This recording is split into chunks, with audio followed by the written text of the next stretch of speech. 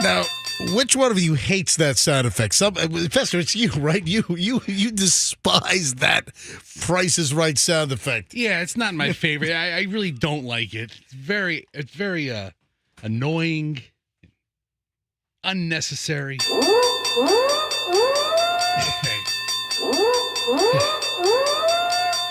And this particular sound effect is from The Price is Right, and that is the one that they play when somebody spins the wheel. They win the $1,000 by landing on $1, right? And then when they spin again and they land, what is it? If you get $1 again, but then you also have the green ones that are flanking the $1. And it's one of those wins where you win like 10,000 or whatever the hell it is. I think that's where they play the. Now, guys, why would I be playing the whoop, whoop, whoop? Why would I be playing that this morning as we launch the MJ Morning Show? Welcome, everybody. Why would I be playing that right off the bat this morning here on the MJ Morning Show on Q105? Because we have a big winner in our state. Yeah, we do. Yeah, somebody here in Florida won the Mega Millions jackpot at $1.58 billion. 1.58. It's mega. It should be Mega Billions. They should have changed the name to Mega Billions instead of Mega Millions. Jeez. $1.58 billion and one ticket. One ticket. Thank God it wasn't California again, man. California with those two big wins with Powerball. They had the $2 billion winning ticket back in November, which wasn't claimed until February. And then they had that other big winner from downtown Los Angeles recently, and I don't think that winner's come forward yet. We had that fraud lady. Yeah, she wasn't the winner. Hey, Andrew, you got to put the fraud lady back up on our sound bar over here, because we got to play that later on. Yeah, but one ticket, Neptune Beach. Now let me bring up. It's in the Jacksonville area, but let me bring up my map here. Neptune Beach. Let's bring up my Google Maps on my phone. So it is just south of Atlantic Beach, north of Jacksonville Beach. It's right, right along the coast there. Ponte Vedra is south. So Neptune Beach is where it was sold, and it was at a Publix. And I saw the Publix is pretty new. The Publix where they sold the ticket, that Publix has only been open for like 3 months. Oh, wow. Yeah. So they've got, 3 months to come forward and claim their ticket. They've got 100, let's see. It's 180 days, so 6 months, right? Yeah, I thought it was 6 months to come forward, right. So you have 3 months to stay anonymous. Now, Florida, you can remain anonymous for, wow, that's great. You can stay anonymous for 90 days. Yeah. What good does that do to you? Yeah, well, can't get a new identity in 90 days. You can't relocate your family. All right, so whoever won the ticket in Neptune Beach has 180 days, 6 months to come forward. You got to claim it, and you got to drive to Tallahassee. So you've got to act for a lottery win like this. In fact, anything over $1 million, anything $1 million or more, you have to go to Tallahassee. You must go to lottery headquarters. And if it's under $1 million, you could just go to your local Circle K? I mean, what do you mean? Or I guess a local lottery office or whatever. Okay. But, oh, man, I don't want to have to drive to Tallahassee. I'll run to Tallahassee. Man, I don't want to have to go, man. I know, it's a long drive. Take a motorcade to get Tallahassee. It's inconvenient to catch a flight to Tallahassee, man. It's right down I-10. From Jacksonville, from Neptune Beach is not that far. It's not that far. I mean, but driving to Tallahassee from the Tampa Bay area, that's what? Probably 4.5. 4 to 5 hours? It is 2 hours and 50 minutes from Neptune Beach to the state capital of Tallahassee. And via, it's pretty much a straight shot, right? I-10. Down I-10. So you've got to actually go in person to pick up your win. And, there are a lot of dates you got to remember here. So whoever the hell won this, whether it was a local, whether it was somebody from out of town. What if somebody from California was in Neptune Beach and won? Because they've had the big wins lately in California with these big jackpots. So, listen, hoping it's a local Floridian in Neptune Beach. One freaking ticket won this thing. So they've got to decide, and you got a couple of things you got to do quickly. So whoever won this, you have 60 days to decide whether you want to take the lump sum or you want to take the annuitized payouts over 30 years. Wait, hold on a second. Yeah. You said they have 6 months to come forward. But if the winner wants the single cash payment, you got to decide within 60 days. Okay. Otherwise, it's going to defer. It's going to default to the annuity. To the annuitized payment. God. So then, there are a lot of dates here. So you've got to claim in Florida. A lot of states, I think you have up to a year. Some states, you have up to a year to claim your lottery win. In Florida, you've got 6 months, 180 days. Then you can remain anonymous for a whopping 3 months. And Florida passed a law. This goes back to 2022.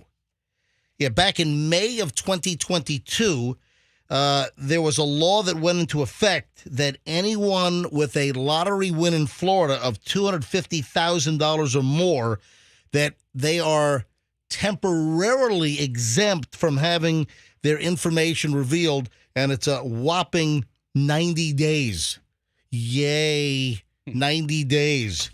And then, as I said, you've got 60 days to decide whether you want to take the lump sum. And if you don't take the lump sum, then it'll default to the yearly payout. And, there's been a kind of a shift. We've always heard that, you win something like this, you take the upfront cash, because by taking the upfront cash, by investing it, you'll do better than waiting for the annuitized payments over 30 years.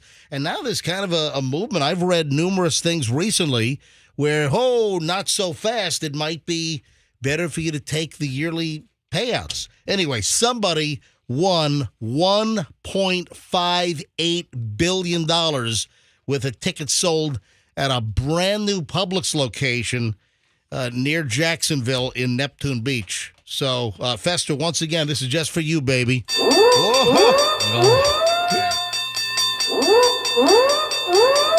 So there you go. Look at Fester's getting visibly angry at that sound effect. It's the bell. Is that what it is? It's not the siren as much as it is the bell. That's a siren for me. No, this siren is awful. The whoop, whoop, whoop. Oh, God. All right, just getting rolling, folks. It's a busy, Wednesday? Yeah, most of the schools go back, tomorrow, right? Thursday, yep. Yeah, so most kids go back to school tomorrow. Hey, we're back in a second here on the MJ Morning Show on Q105. Hey, Pat, what's going on?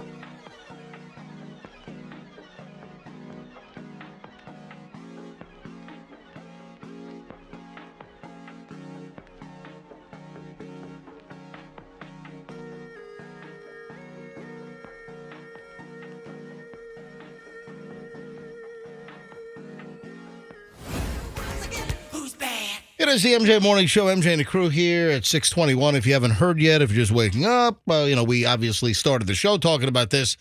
One winning Mega Millions ticket, and it was sold here in Florida, not the Tampa Bay area. It was sold up in the Jacksonville area in Neptune Beach. Yeah, more on that later on, but one winning ticket across the whole damn country. And all the people that have played, what I see, 31 drawings, I think. Yeah, something like 31 drawings without a winner. That's why the Mega Millions was up to $1.58 billion, and one winning ticket sold at a Publix in Neptune Beach. Wow.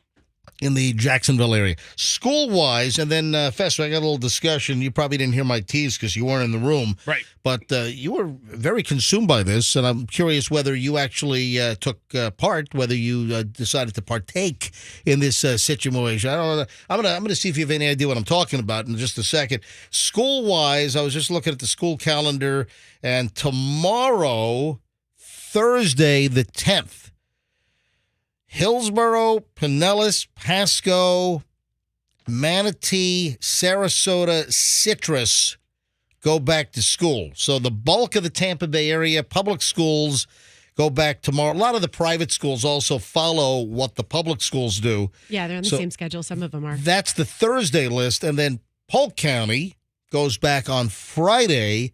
And then up in Citrus County, they don't go back to school. I'm sorry, in Hernando County. So Citrus is tomorrow. But Hernando, they go back to school on Monday. So a little late to the party up in Hernando County. Yeah, your kids, what's the deal? Are your kids still, does your daughter start public school yet or what? No, I homeschool them. No, you don't. She gets home with the crack of 3. Yeah, I do. Yeah. Pull those books out, kids. Yeah. Gather around. Yeah. No, heavy schedule around the house. Your oldest daughter is first 6. grade. Yes. Oh, she was in kindergarten last year. She's going into first grade. Was she in public or private school? None of your business. That's a good point. Yeah. No, not your business. Wait a minute. What is so secretive about whether your kid goes to public school or private school? Protect my children, and I don't want their whereabouts during the day. Yeah, I don't exactly remember MJ beating his chest talking about what kind of school his kids went to. My kids went to Shorecrest. Yeah, it's easy to say that now that they're graduating college. No, I think that I never said that on the air that they went to Shorecrest. I saw you smack a guy's camera out of his hand one time because you thought Chloe was in the peripheral of a shot. You were very protective of your kids. Where was she, in the what? The peripheral of the shot. That's not how you pronounce the word. I don't give a rat's ass. You know that. I don't give two spits about how you say the word. You know what I mean. And you know I'm right. It's peripheral. Again. Or periphery. Again. Again. I don't give a sheesh. Whoa. Sheesh. But man, my finger was moving toward that. I was moving towards that dump button. But yeah. So anyway. I homeschool too. Fester and I actually swap classes. He does math at my house. I do reading and literature and spelling at his. Swap was better than swap and spit, I guess. So Fester, what have you been obsessed with? There's been like a story you sent me, like every iteration of the story you send me, and then you sent this to me last night. You sent me the link in email. Is it Taco Bell and the Taco Tuesday? Nope. Oh, damn it. No, but we will get into the latest on Taco Bell and Taco Tuesday after they just ran that Taco John's ragged in trying to get Taco John's to give up their claim to the use of Taco Tuesday. Is it the story that is completely captivating me that I've watched the video 500 times? I don't know. What the brawl in Alabama? No. Okay. No, all right. not the Alabama dock brawl. No. There's The charges Alabama now. Slammer. There's charges now. Yeah, 3 guys. Yeah. We talked about it late in the show yesterday after I was threatened by a listener. I was threatened by an MJ Morning Show listener. I think his name was Darren. Was that Darren? Darren threatened me and said he was going to never listen to the show again unless we talked about the Alabama Montgomery area river boat dock brawl. I mean, it's like, yeah, if you guys don't talk about this, I'm never listening to your show again. It's the biggest story in the world right now. I'm like, what are you talking about? All right, so the video's gone viral on social media, but it's not the biggest damn story in the world. Anyway, we'll get back around to that in a bit. Fester. Yeah, is it the people who name themselves Subway for free sandwiches for life? Yeah. All right. There's Fester's. Yes. Okay, good. So the numbers are in, and as a purely promotional gimmick to get morons like us to talk about it, Subway made this big promotional announcement that if you change your name to Subway, you'll get free subs for life. There's got to be rules on that. I mean, you can't go 3 times a day. Well- Hey, it's Subway. Well, Change my name. You better put me in some commercials or something. Yeah. Give me some money. guess how many people have entered so far? None. I know the answer because I'm Hold following on. Froggy, you say none? I'm saying nobody would do it. Free sandwiches for life? Dude, 10,000 people have already said they would change their name to Subway to get free Subway sandwiches for life. How about just a Subway tattoo? I mean, can we just... You call me Subway right now. I'll change it. It was last week that Subway, which, by the way, they went through a whole rebrand. Subway was having a really hard time. Subway sales were way down. Subway locations were suffering. You know, the bulk of them, obviously, they're franchise. Yeah. Yeah, I wonder why. And I understand. Well, part of the issue is there are too many Subways out there. And Subway would screw over one franchisee and let a new store open up ridiculously close to another one. And that's unfair. Everything I've heard is like the franchise agreements for Subway and the parent company of Subway. I just heard and read that they're kind of a difficult operation. So Subway, they went through a rough patch. I mean, Subway same-store sales were down, and there was a time where literally Subway stores, many were closing, and then they clearly decided, hey, we got to fix the brand. Also, the parent company, they were trying to sell the brand for like $10, $12 billion. So they've dumped just a ton of money into Subway. Those commercials are ubiquitous. Those Subway commercials with all the celebrities like Steph Curry, Roxanne and Big Doug's friend Derek Jeter. He's in They're one of called them. celebrities. Tom Brady. I mean, would you Are say they really celebrities? No, but I just That's good. That's pretty funny. Would you like to be our Celebrity. celebrity? Froggy with his one and only contribution to today's show. No. What? He'll have more. I'll have more. Froggy never has a one contribution show. Would you just call me? Called you a D word. Because you put me down after I say something good. No, I'm complimenting you. That was very great. funny. That was a backhanded Back- compliment. It was very funny. Yeah, very very funny. backhanded. Take it back. I wish I never. Anyway, so 10,000. Subway announced yesterday that in the first 96 hours of the announcement last week, that if you would change your name to Subway, you would get free sandwiches for life. Just legally change your first name to Subway. So, like, you would be Subway Siciliano. Yeah, you know what? I like it. It has a ring to it. I'd be Subway Schnitt. You know. Okay, are they Subway going? Wilder. Yeah. Are they going to pick one person, or are they going to like interview? No, or it's one person. Yeah. Yeah. So that's the deal. So Subway announced yesterday that in just days, almost 10,000 people said that they would change their first name legally to Subway in order to get subs for life. Yeah, I would definitely do that. Well, have you submitted your application online? Is the application window closed? Because It's- I haven't yet. Dude, go to their website. It's subwaynamechange.com. Okay. I mean, they already have a sandwich named after me. So Well, yeah. Yeah, the 6-inch spicy Italian. So in order to enter, you had to, I guess, go to their website. You had to sign up. In order to enter the contest, hopefuls simply had to offer themselves up for the name change by submitting their full moniker at subwaynamechange.com. But apparently it was only until August 4th. Oh, so the window's closed. Did the window close? See, Subway Siciliano is a great name for a sandwich, too. Yeah. Yeah, that's An true. Italian big fat sandwich. Mhm. You know, they spent a fortune. I was saying that Subway rebranded because sales were slumping, and they were having a hard time, and they spent a fortune, obviously, rebranding all the new subs they came up with, all those celebrity hires. Someone was telling me they have fresh cuts of deli meat like Jersey Mike's does now, too. Yeah, well, that's part of their advertising now, is that they're not using the pre-sliced stuff like in plastic. Now they have the deli slicer. Yeah, so that's their new claim, is that they're slicing their meat. Why did it take so long to figure that out? See, I always like the plastic on my sandwich Yeah. with the meat. See, Nothing like that. Couple of I Subway- like when I get a food service glove in my sandwich that slips off someone's hand, so good. or or a Band-Aid. I love. I want to get the Band-Aid sub, where like a bloody Band-Aid falls off in your. Anyway, so Fester. That's gross, man. I'm sorry. Listen, So Fester's on the Subway website, subwaynamechange.com, and it says, thank you for visiting the Subway Name Change Challenge. The sweepstakes has ended. If you entered the sweepstakes and received the confirmation email, be on the lookout for an email from Subway to see if you won. So again, about 10,000 people signed up to legally change their first name to get a subs for life.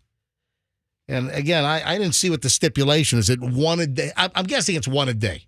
I'm guessing it's one sub a day for life. I mean, if it's one a week, I'm out. Forget that. One a day. I don't think for a second that anybody would actually go every single day. Are you crazy? Folks, well, maybe you, Fester. Jared did it. He went twice a day. Hey, what if Jared entered from prison? Does Jared from Subway, does he have access to the prison computer? Sure. Listen, because he had all the internet porn and stuff and the child porn and all. Yeah. Maybe that's part of his conditions. He can't get anywhere near a damn computer. All right, 6:33 at the MJ Morning Show as we get rolling here on a Tuesday. Great pile of early morons in the news next here on the MJ Morning Show. And you know what I got to say? Hello, Newman. And I'm talking about Kenny Newman. Kenny's the owner of Plan B Air Conditioning. And I'm...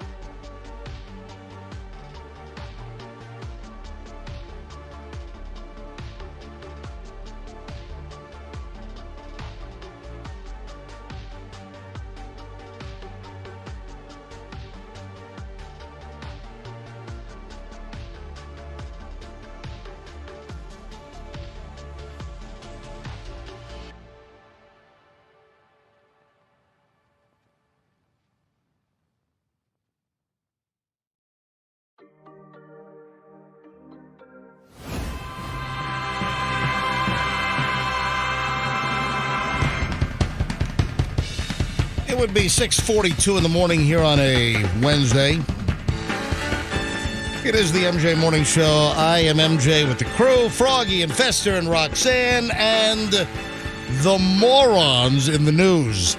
I got a couple of disturbing stories this morning for early morons in the news. Headline is rough. Minnesota grandmother dies after daughter shoves her downstairs and whacks her with a can of pasta sauce. What the hell? What kind of daughter is this? Yeah, a Minnesota grandmother of 7 did not make it. She was allegedly shoved downstairs and whacked with an unopened can of pasta sauce. First of all, a can of pasta sauce? I mean, listen, if you got to go store-bought with your pasta sauce, I mean, you at least go with a jar. I haven't purchased any pasta sauce in years and years because I make my own pomodoro. Yes. I make my own. In fact, I've got 3 or 4 pints in the freezer right now. I'll tell you what, man, you make that stuff, you freeze it. Year later, you thaw that out, and it is incredible. And I think I've discussed this. When I make my homemade pasta sauce, when I make my own homemade pomodoro, exclusively with certified DOP San Marzano tomatoes, that it's almost like after you freeze it and then you thaw it and use, it's almost like it's better. It's better than like fresh out of the pot, which, a lot of times we'll do a bowl of pasta, with the fresh sauce. But I'm telling you. All right, so I've got a big problem with this. You're a canned pasta sauce, really? Yeah. Ugh. What kind of can of pasta sauce? Who makes? I couldn't even name a canned pasta. Like what, Hunt's or something? I don't know. Yeah, this is terrible. Sheila, hey Froggy, thanks for coming back. You all right? I'm having maybe I do have IBS after all.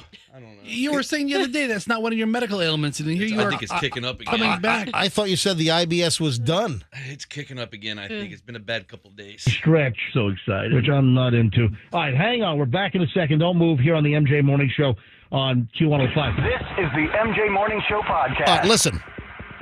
Listen to this. For adults with IBS-D, ask your doctor about Xifaxan, a 2-week treatment that may provide up to 6 months of symptom relief from abdominal pain and All right, so that's a little excerpt from the MJ Morning Show podcast, and I guess for a while, and I just had this on my button bar. I didn't play this. I was like, how'd you bring that up so fast? Because we were going to talk about this like a month ago. People were saying, "Hey MJ, I'm listening to your podcast, and they keep running IBS commercials during your podcast." What happens Hook me is- up with an endorsement. Well, these AI bots are scanning our podcast, and they know we say the word IBS a lot, referring to you. Oh my God, that's hilarious! And they Really? put these. No, there's no AI bots I that are believe sure. it. Yeah. Sure. Of course they are. They scan every word we say. No, that's not true. Where is Froggy? Can you guess? In the John with IBS. So I played that not too long ago, this little Froggy jingle, and you made a comment that you don't have IBS anymore. So now you're saying that your IBS is back? I think I was in remission for a few years. Did you IBS us? No. You IBS us, man. You're an IBS artist. No. That's some BS about your IBS. I have no. It's not BS. It's real. And you guys can come with me on my next trip. No, that's okay. You don't All right, believe me? All right, back to Grandma. Sheila Wobaking. I mean, she even said to her granddaughter, "You're using canned tomato sauce. You couldn't use a jar." Her 49-year-old daughter, Nicole, was already in custody on a felony and misdemeanor assault charge stemming from another incident.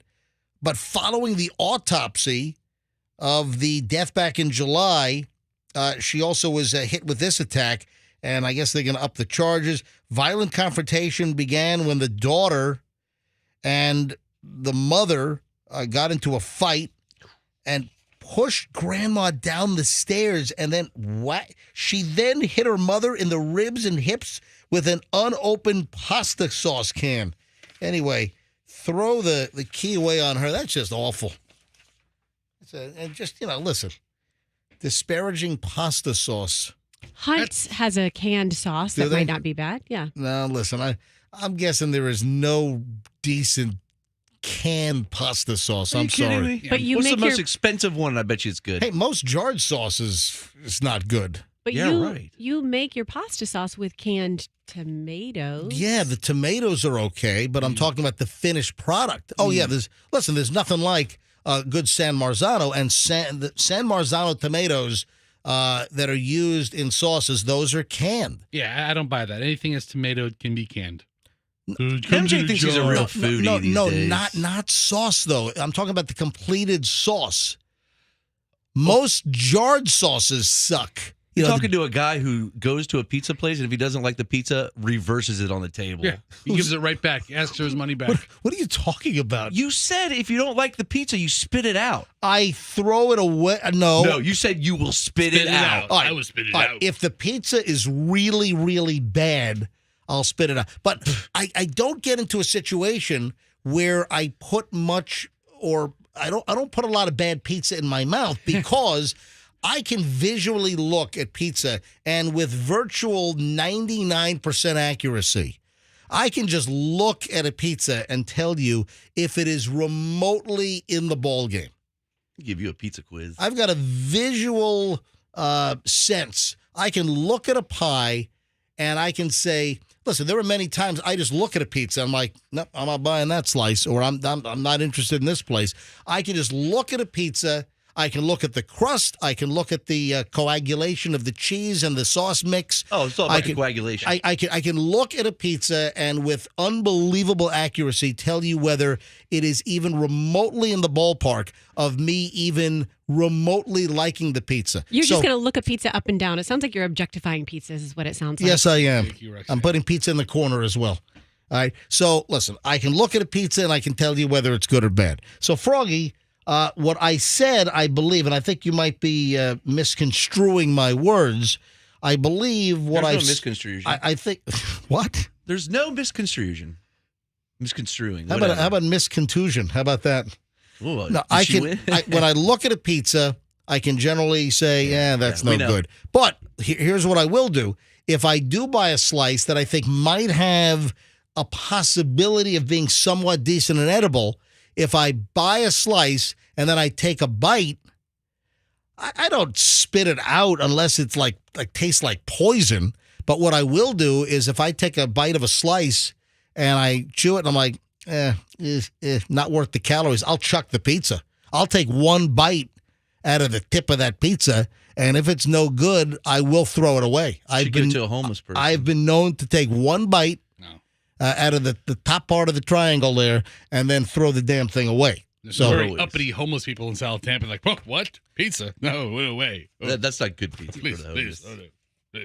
What? So you guys will, if pizza is bad, you guys will finish the slice? There's no such thing as bad pizza. Yeah, I went to a What? very... Just eat. Hold on. Delicious. Did you just say there's no such thing as bad pizza? Oh, my God. Roxanne. No. All right, hold on to that thought. Pizza that's better than others. Hold on to that thought. No, I've got to address this. I have got to address. I don't want to run late here. Hold on. You hold on to that thought because we're going to talk about that in a second.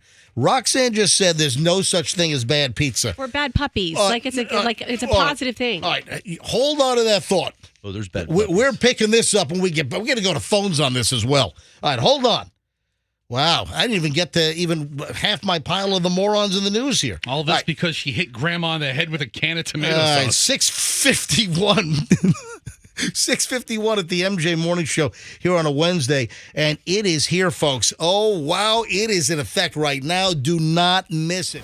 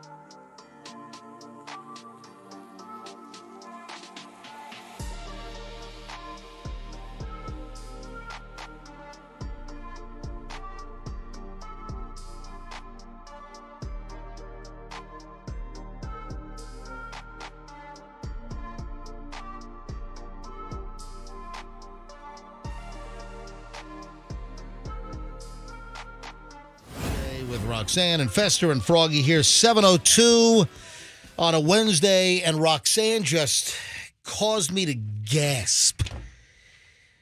Roxanne, you said something to the effect that there's no such thing as bad pizza. Fester, is that what she said? There's no such thing as bad pizza? I mean, I think that's exactly what she said. We were doing Morons of the News, which I totally short shrifted Morons of the News because we got off on a little bit of a tangent. And one of our stories was about this daughter pushed her mother down the stairs and hit her with a can of pasta sauce. And then somehow we got off on sauce and then it morphed into pizza.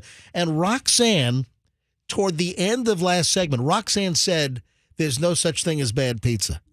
Did you really? Would you like to amend those words? No, and you know what? The texters are backing me up. Roxanne is correct again. What are you Pizza about? is like sex. Even when it's not great, it's still pretty good. That's from some cheesy movie from the 80s. Well, What is that, that's their what is that, comparison. some rom-com thing? Sounds like a rom-com thing. Pizza's like sex.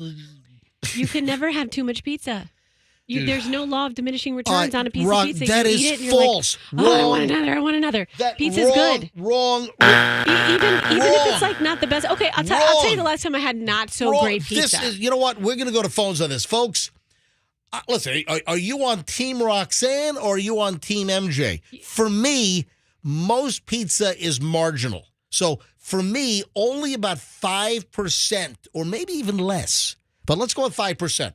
For me, only about 5% of pizza out there is what I consider to be calorie consumption worthy. Pizza just makes you happy. It doesn't matter there is some where pizza it's that from. no, that is not true. There is pizza that makes me angry. Well, guess what?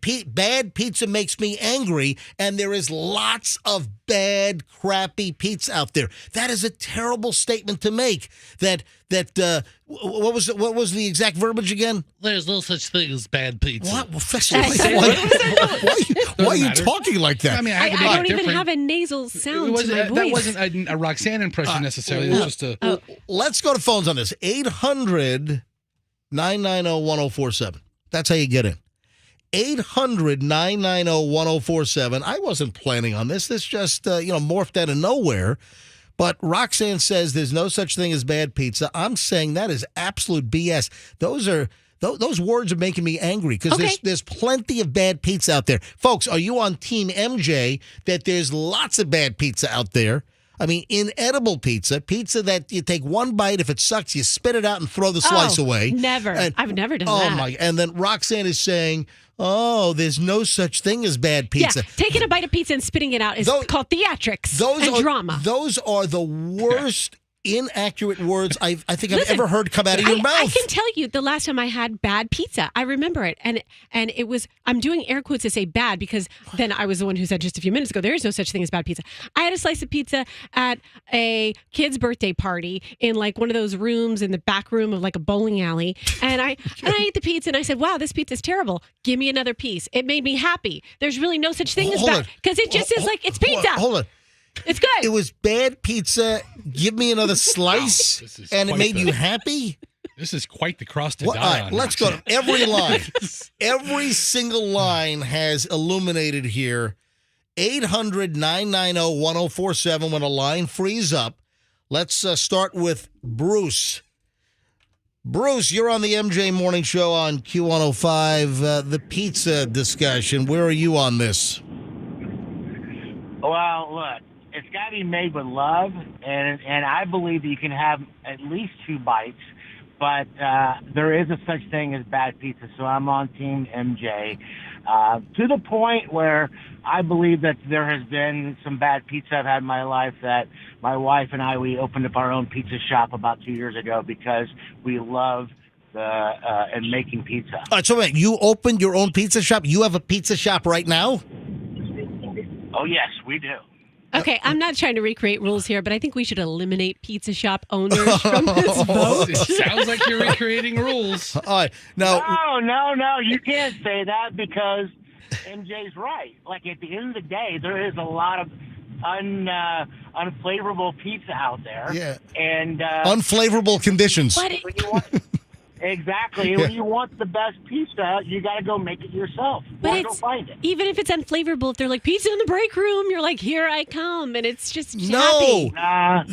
But then you go there, and you have one bite, and you're like, no, and you don't go get a second one. Exactly. I throw slices away.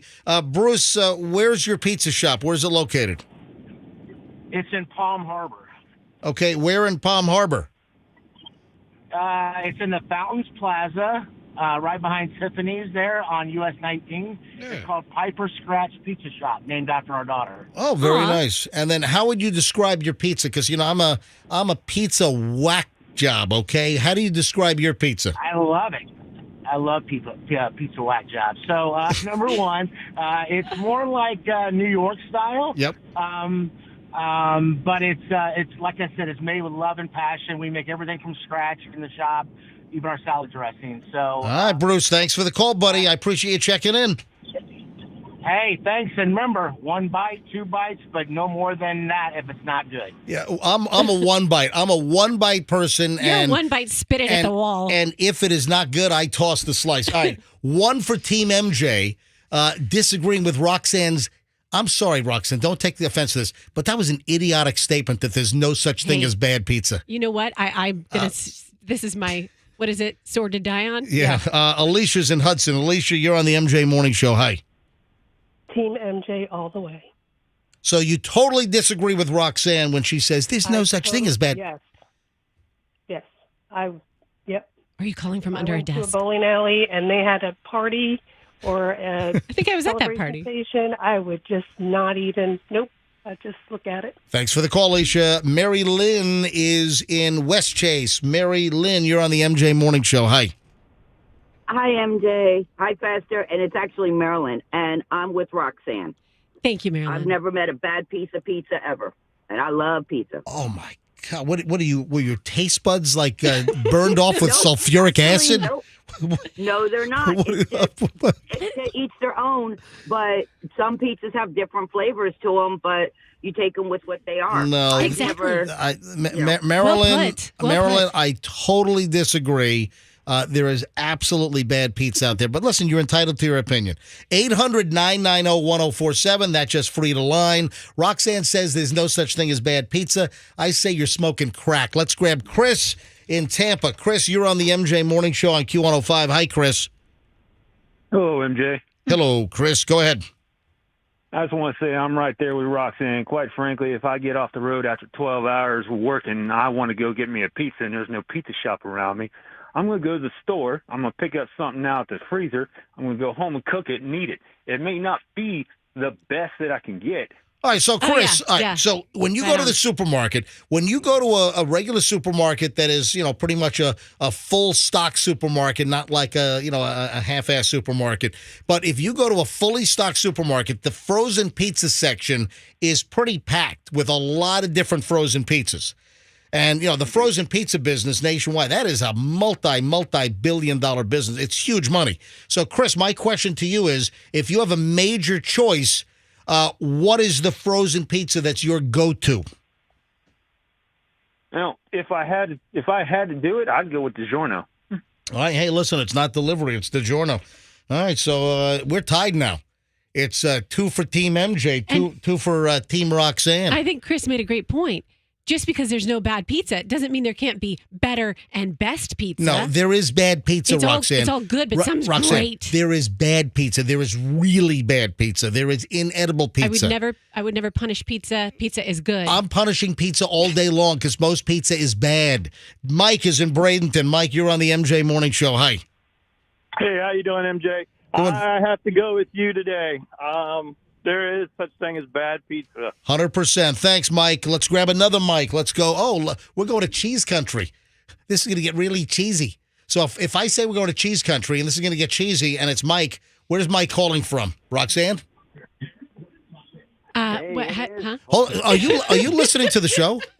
No, I'm reading text right now. Oh, my God. Would you please listen to the show? Yeah, you were talking. I was going to listen to the caller, All but right. you were talking Mike is in Wisconsin. Hello, Mike. You're on the MJ Morning Show. Hi.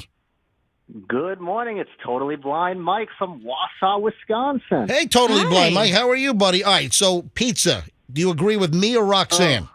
I agree with you 100%. I have had totally bad pizza. And listen, you're totally blind, so your other senses are enhanced. Is that true? That is actually true, yes. Look at that, because, you always heard that if someone's blind, that their hearing is more acute, their touch and taste are more acute. Mike, thanks for the call, and I appreciate you listening to us, buddy. Thank you. Bye-bye. All right, let's grab Mike. Oh, what is it, 3 mics in a row? I'm gonna do a mic drop over here. Mike in North Carolina listening online. Hey, Mike. Hey, MJ, how you doing this morning? Doing fine. All right, 3 more calls, Andrew, because I don't want to get too late here. It's already 7:13. All right, Mike, do you agree with me or Roxanne? Roxanne says there's no such thing as bad pizza.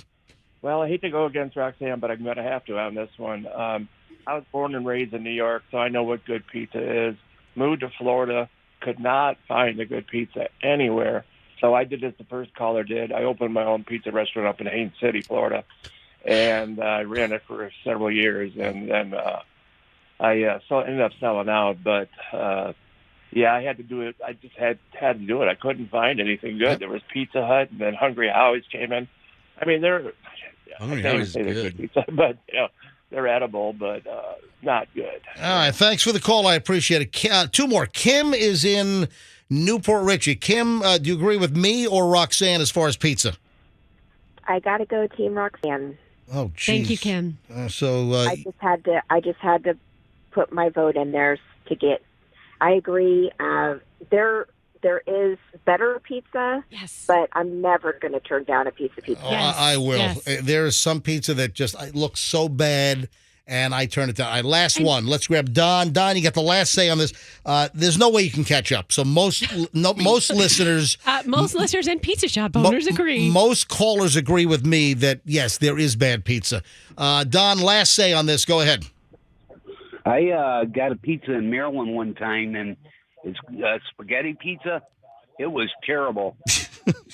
Well, that's spaghetti. But also, hey, thanks for the call. So listen, I hate munged up pizza. I'm a purist. I like just good cheese pizza. That's the way I test and taste good pizza, is you got to have just a solid cheese pie. Anyway, I won. Roxanne, it's 5-3. Well, guess what? I was going to have a Chuck E. Cheese party and invite you, MJ. And now you're not coming since you're not going to like the pizza. 7:15 at the MJ Morning Show. Roxanne, yes, there is bad pizza out there. Give it to me. Whatever. All right, 7:15, MJ Morning Show. Hey, we start an hour and 20 minutes of nonstop MJ. Hey, listen. I think it's only fair that when we get back, I go over the places in town that I like for pizza. More pizza? No. Well, hold on a minute. Just look, I'm starving. We got a lot of stuff coming up. We got a loaded chunk of the show next. However, I'm going to take 30 seconds and talk about the pizza shops that are MJ approved in town. I haven't been everywhere. I'm sure there are great places that I haven't been to yet. All right, 7:15, quick break. Let me grab, we'll grab Pat with traffic in just a second. Hey, a couple of our great spots.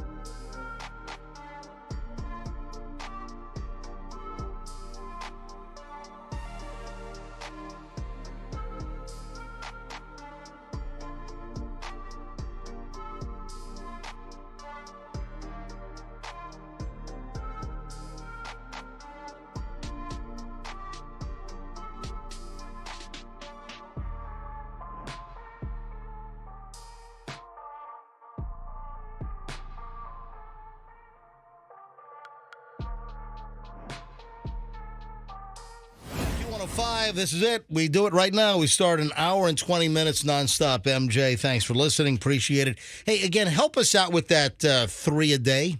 MJ 3 a day challenge here. Just tell 3 people that might not listen to the MJ Morning Show that you listen to the MJ Morning Show and that they should also be listening to the MJ Morning Show. So, help us build the audience even bigger. And there are still folks that don't know that the MJ Morning Show is back. It still amazes me that I still come across folks that after 3 years of our return, after an 18-year run on FLZ, after 18 years there, we were off for about 7 years, and then we came back here on Q105 in October of 2020. We're coming up on 3 years, and it's still amazing the number of people that still don't know we're back. So 3 a day. Folks, if you like the show, hey, I'm asking for a little help here. Give us a hand. Just tell 3 people a day that, hey, you listen to the MJ Morning Show. It might be friends, coworkers. Hey, do you listen to MJ? Yeah, get them to stop listening to whatever else they're listening to. They're probably in a rut. And, tell them how much you enjoy our show, and they ought to check us out. Speaking of listeners, we do have an enormous listener base. And, Roxanne, you said you think every single listener texted you during that pizza argument we had a few minutes ago? Yes, and I do admit I'm getting back more quickly to the ones who are Team Roxanne. So if you're Team MJ and I haven't gone back to you, that's why. Well, but you're also you're so involved in our text that you don't even listen or hear half the things we say on the show. Very true. You got to figure out how to balance that. Listening to the show and what's going on is more important than... my texters appreciate that I hyper-focus on them at times during the show. That's nice. I needed to hyper-focus on the program, though, a little bit more. So quickly, before I move on from pizza... I just wanted to mention a couple of the places that I really do like in town. And I know that there are places out there that are probably pretty good. And whenever I talk about pizza, because I'm a pizza nut, if you look at my Instagram, Michelle and I, we were just up in Manhattan last weekend, and we went to a couple of really good places. Some that, I've been to before, some that I have not. We finally got a res at Una Pizza Napolitana, which is, frankly, it's the best Neapolitan pizza that I've ever had in the United States, outside of Italy. It's fantastic. It's a rough reservation to get. But locally... again, I categorize, my pizzas. I put them in different categories. You got the New York slice. You've got the wood-fired pie. You got a coal-fired pie. You've got a squared pie. Anyway, just a couple of, and I can't go over everything, but a couple of things that stand out for me locally as far as pizza that I like. Sardo's, I think, has a great New York slice. I tried Sardo's after listeners prodded me for a while. I finally tried Sardo's a little less than a year ago, and I love his slice. And Sardo comes in. Sardo's become a friend of the show. Sardo's Pizza on Ulmerton, right across from the Pinellas County Sheriff's Office.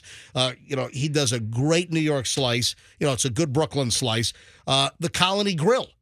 The Colony, I was always a fan, up in Connecticut, always a fan of the Colony Grill's bar pie. It's a very thin, crispy bar pie. And they do a fantastic job. And the local pies from Colony are, for me, almost indistinguishable from what you get up in Stamford at their famous original location up in Connecticut. So Colony Grill, they got a St. Pete location downtown, and then they have the one at Midtown in Tampa. And I think Colony Grill is an awesome bar pie. Hey, Grimaldi's. The franchise Grimaldi's at West Shore Plaza, that's a coal-fired pie. And I typically get a good pie there. You want to eat it there, though. Because, listen, folks, pizza boxes are pizza's worst enemy. So a Grimaldi's right out of the oven, right to your table, I think it's a good slice. I finally, a couple of weekends ago, got to the Nona Slice Shop in Safety Harbor. And I thought we ordered all 3. We ordered all 3 of their pizzas to try them because they do 3 different varieties, and we tried all 3. Their Detroit was good, their New York slice was good, and then their Old World was great. And I wish that Pachi's slash Miro's would come back. For me, great New York slice in South Tampa was Miro's. And, the former Pachi's, and they closed up again, and I was told they're coming back, but I'm sitting here waiting for them to come back.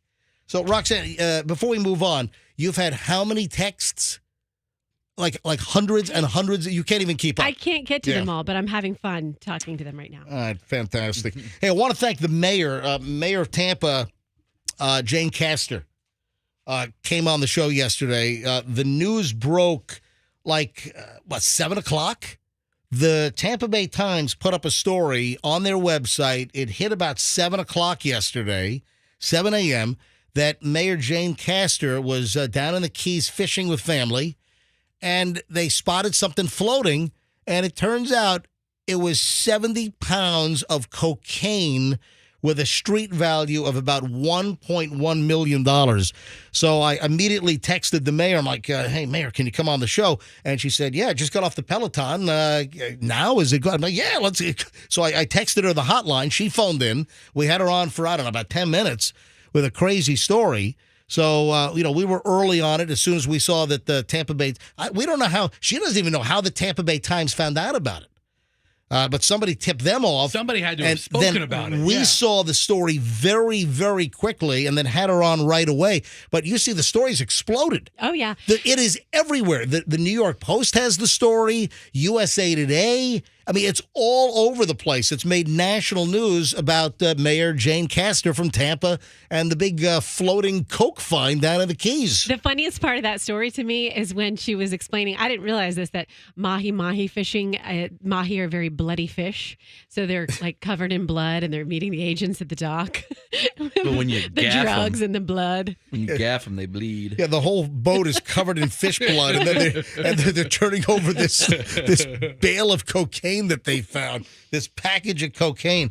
That's pretty funny stuff, And actually. It was funny. She didn't drop do you know who I am? I'm the mayor of Tampa. She didn't even do that. Yeah. No, I asked her that. I'm Yeah. like, did they know that you're the mayor of Tampa and you're the former, longtime police chief? I mean, Jane Castor was the police chief for years here in the city of Tampa. So, all right, Fester, you seem a little disgruntled this morning. So is there something you'd like to do? Just waiting. Fester, what's the matter, buddy? No, just waiting. What's the matter, Poops? Fester seems disgruntled this morning. Do we have all the pizza talk out of our system? My God, can you make... He criticizes everything. Do we have all the pizza talk out of our system? You know what? You're such a negative Nelly. It's not a matter of being negative. Listen, There's just a lot of pizza talk. That's fine. Okay, that's it. That's not, you came to me. Roxanne made the comment earlier that there's no such thing as bad pizza. I said that is absolute garbage. We took phone calls. And yet there's more pizza talk. The phone blew up. And you're huffing and puffing. And then How did I do Roxanne has hundreds because you're huffing and puffing. Listen. You've got a funja face. You've got a face like you've just drunk a glass of poison over there. It's like, my God. Are we done with pizza talk? Yes. Okay, good. All right. We are. Now I'm back. All right, let's go. Dude, you're really... You came to me. You came to me. I didn't say one word to you. You came to me. Your face. You're like giving me these faces. I'll turn around. He I'll always turn makes around. the I'll faces. turn around. All right, Froggy, There you do go. it. Froggy, How about now? all right, He Froggy. always makes the turn faces. around. MJ, I sit next to him. The faces and the size and the hand Oh motions my are part of my God. life. You are the most disgruntled. It's not a matter of being disgruntled. Yes, it is. Sometimes he'll go like this, and he'll go. It was. Froggy just walked away. It was a lot of pizza talk. But Froggy, you have made a comment recently that just Fester is angry and disgruntled. He's much more critical than he used to be. Everything these days. Stop, both you ass wipes.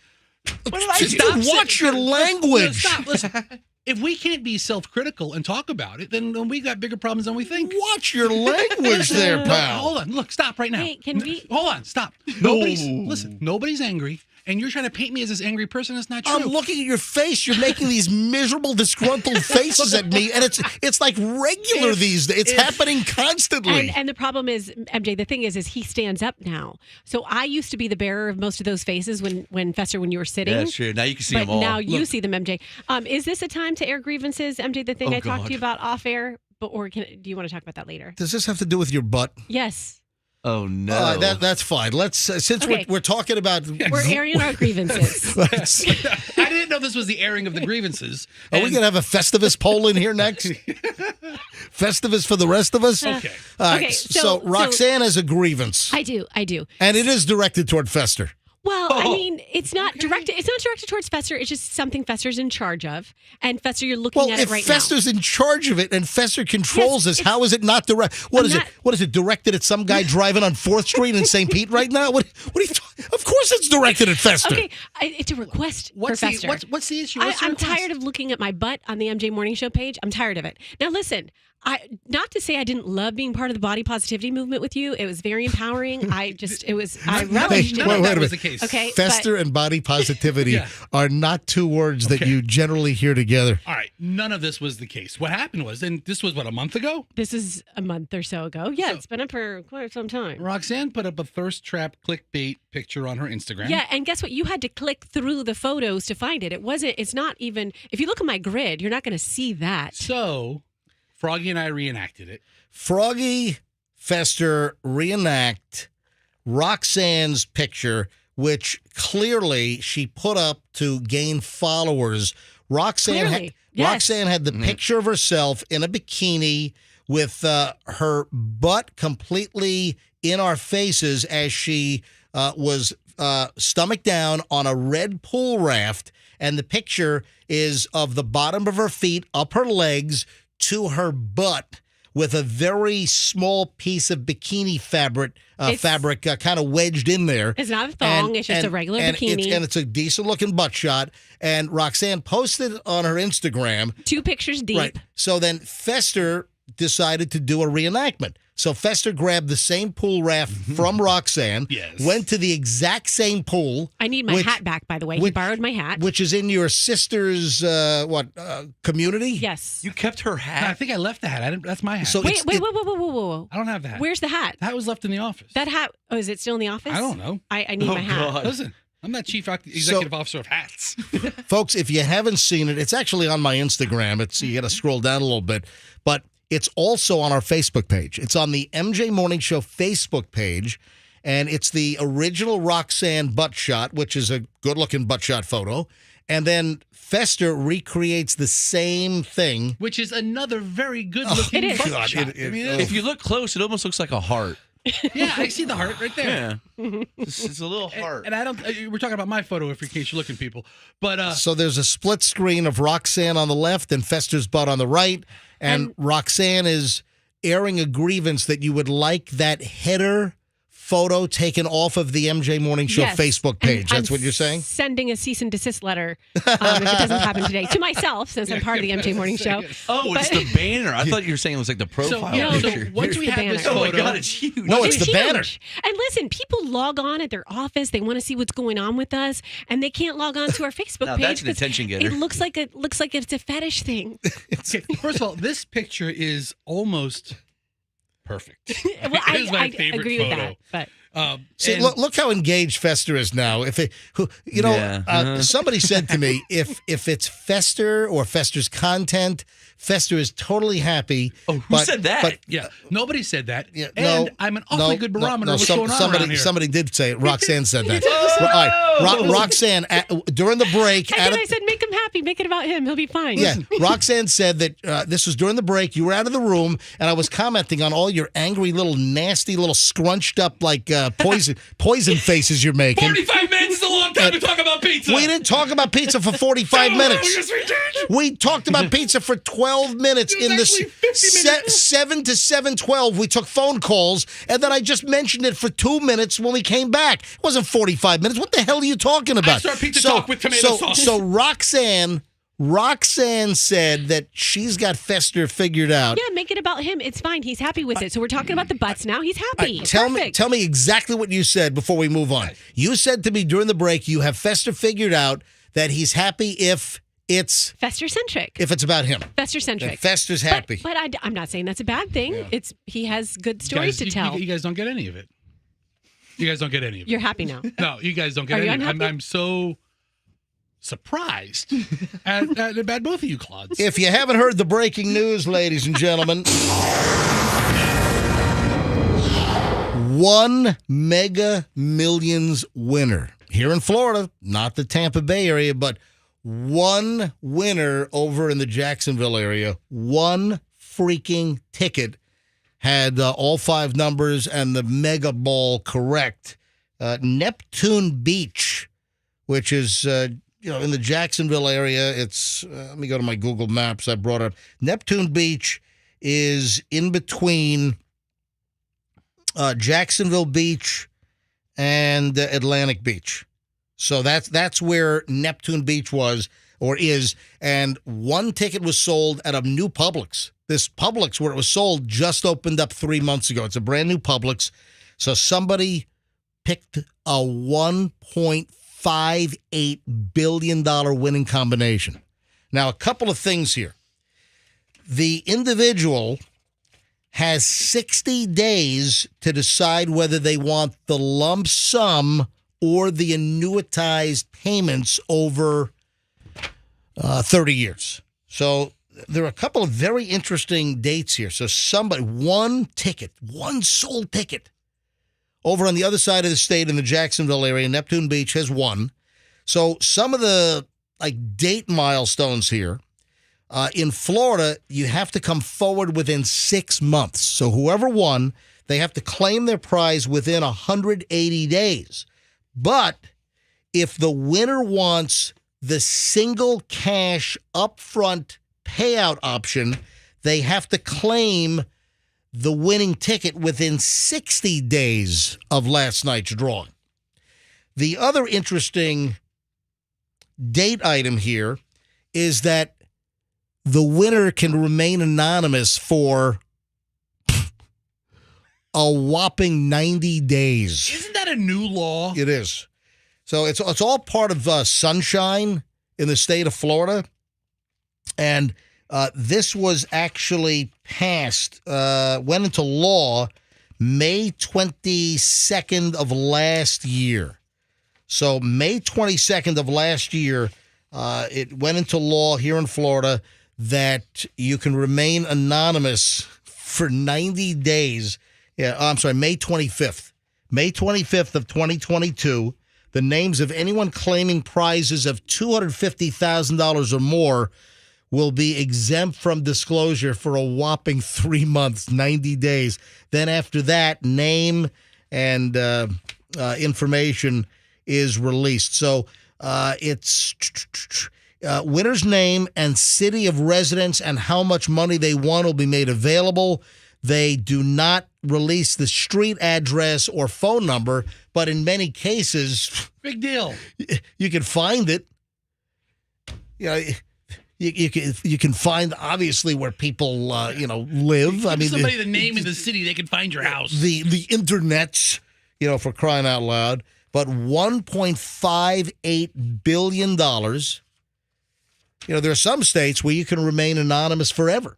If you're in a state, seriously, where you can, if you win the lottery, remain totally anonymous and you don't, you've got to be like the biggest clod. You don't deserve that money if you don't, if you don't remain anonymous. If you have the option in one of the states where you can remain anonymous in perpetuity, if you don't do it, you're a dummy. You're a dumbass. You're an idiot. If you don't do that. Anyway, so someone is $1.58 billion richer technically on paper, but of course, when you take the lump sum, it's what would it come out to be, like 780? 757. No, it went higher. Did it? Yeah, the 757. Yeah, Andrew. Remember that lawyer we spoke to who would hide people's names by putting like roadblocks up ahead? Yeah, you can put stuff in trusts, and you can do. There are some tricks you can do. Well, he actually didn't he actually get the money in his name so it wouldn't be in or the lawyer office's name? He received the check and then he got a portion of it. I think he was the trustee, and that was a listener that called us who's a lawyer that does like lottery winner legal issues. And wasn't he up in Port Richey or Dunedin or something? The story was that there was a large payout and he wanted it for like the second time. And we thought this was really odd, so we contacted him. Then we found out that he's a lawyer and he does this for clients. Yeah, he called the show. We had a great conversation. Right. Yeah, I wish. Hey, if you're listening, hey, lottery lawyer dude who called us before, if you're listening right now, please call us back. 800-990-1047. Oh, didn't we call? We called him. I called his office. That's right. You called his office. Is that it right there? I don't know. I have to look it up. Yeah, see if you can find the guy, because that was a very enlightening conversation. You know, one of the interesting things that is recommended, if you win the lottery, it is recommended that you change your phone number immediately. Did you know that? It is recommended that if you win a lottery of major proportions, that you should change your phone number immediately. That seems obvious. Yeah. You know, I actually printed out a list. Let me see if I still have the list here. But here we go. 12 things not to, this is interesting. 12 things not to do if you win. Don't lose the ticket.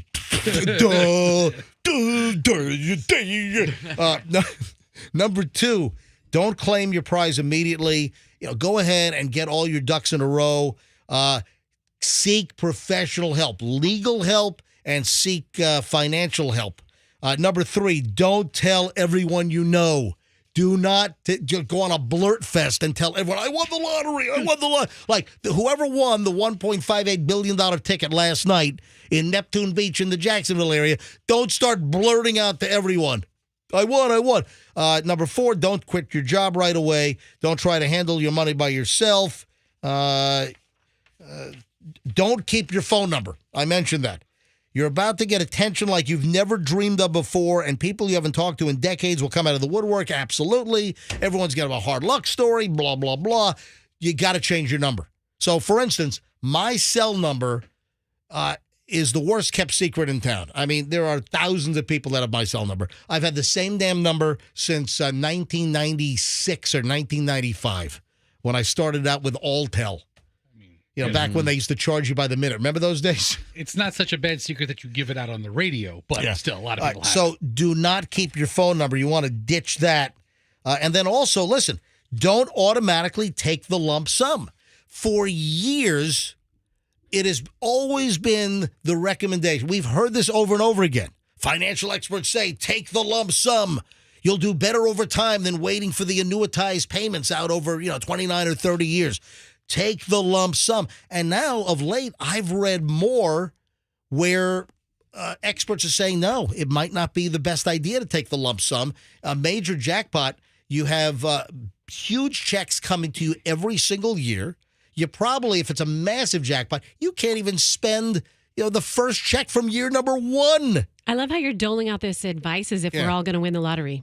Yeah. No. Oh, listen, the chances of winning are obviously, why do we still play? If the odds, because guess what? Some winning ticket did win in Neptune Beach, even though I'm the first to say that, hey, I shot an Instagram Live last night. So, folks, another reason why you should give me a follow on Instagram, I was in the Amico parking lot at the corner of Kennedy and Lois last night. Michelle and I were watching, we're watching right now, we're watching The King of Tulsa with Sylvester Stallone. Oh, how's that? It's actually pretty good. It's actually pretty funny. I'm enjoying the program. Yeah, Michelle, it's been on the list. So The King of Tulsa has been on the list, but there's so much crap. So coming back from New York, we're on Delta, and on the in-flight entertainment they had in series, they had King of Tulsa, and Michelle just pops on episode number 1. Then she starts watching episode 2. Then she's into episode 3.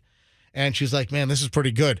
So we got home, and she actually rewatched 1, 2, and 3 with me. So we're kind of in that. So we're watching, I think, episode 6 last night of season 1 of King of Tulsa. I'm like, I look at my watch, it's 9:20. I'm like, oh, my God, I didn't get it. And you've got until 10 o'clock. Like here in Florida, they cut off the lottery sales at 10 o'clock. So I had time, got in the car. I said, you know what? I'm going to go to a gas station. I'm not going to go to, I could have gone to the Publix, but I feel like it's a gas station win this time around. And look, it feels like a gas station. And then somebody wins at a Publix. The ticket was bought at Publix in Neptune Beach in the Jacksonville area. But back to the whole lump sum issue here. And folks, stand by. If you're waiting for the wedding story, if you're waiting for the bride story, hang on. I will get to that here in just a minute. Running just a few minutes late here, which, shocker, running a few minutes late. But So I go out, I get my ticket. I shot an Instagram live in the parking lot of the gas station.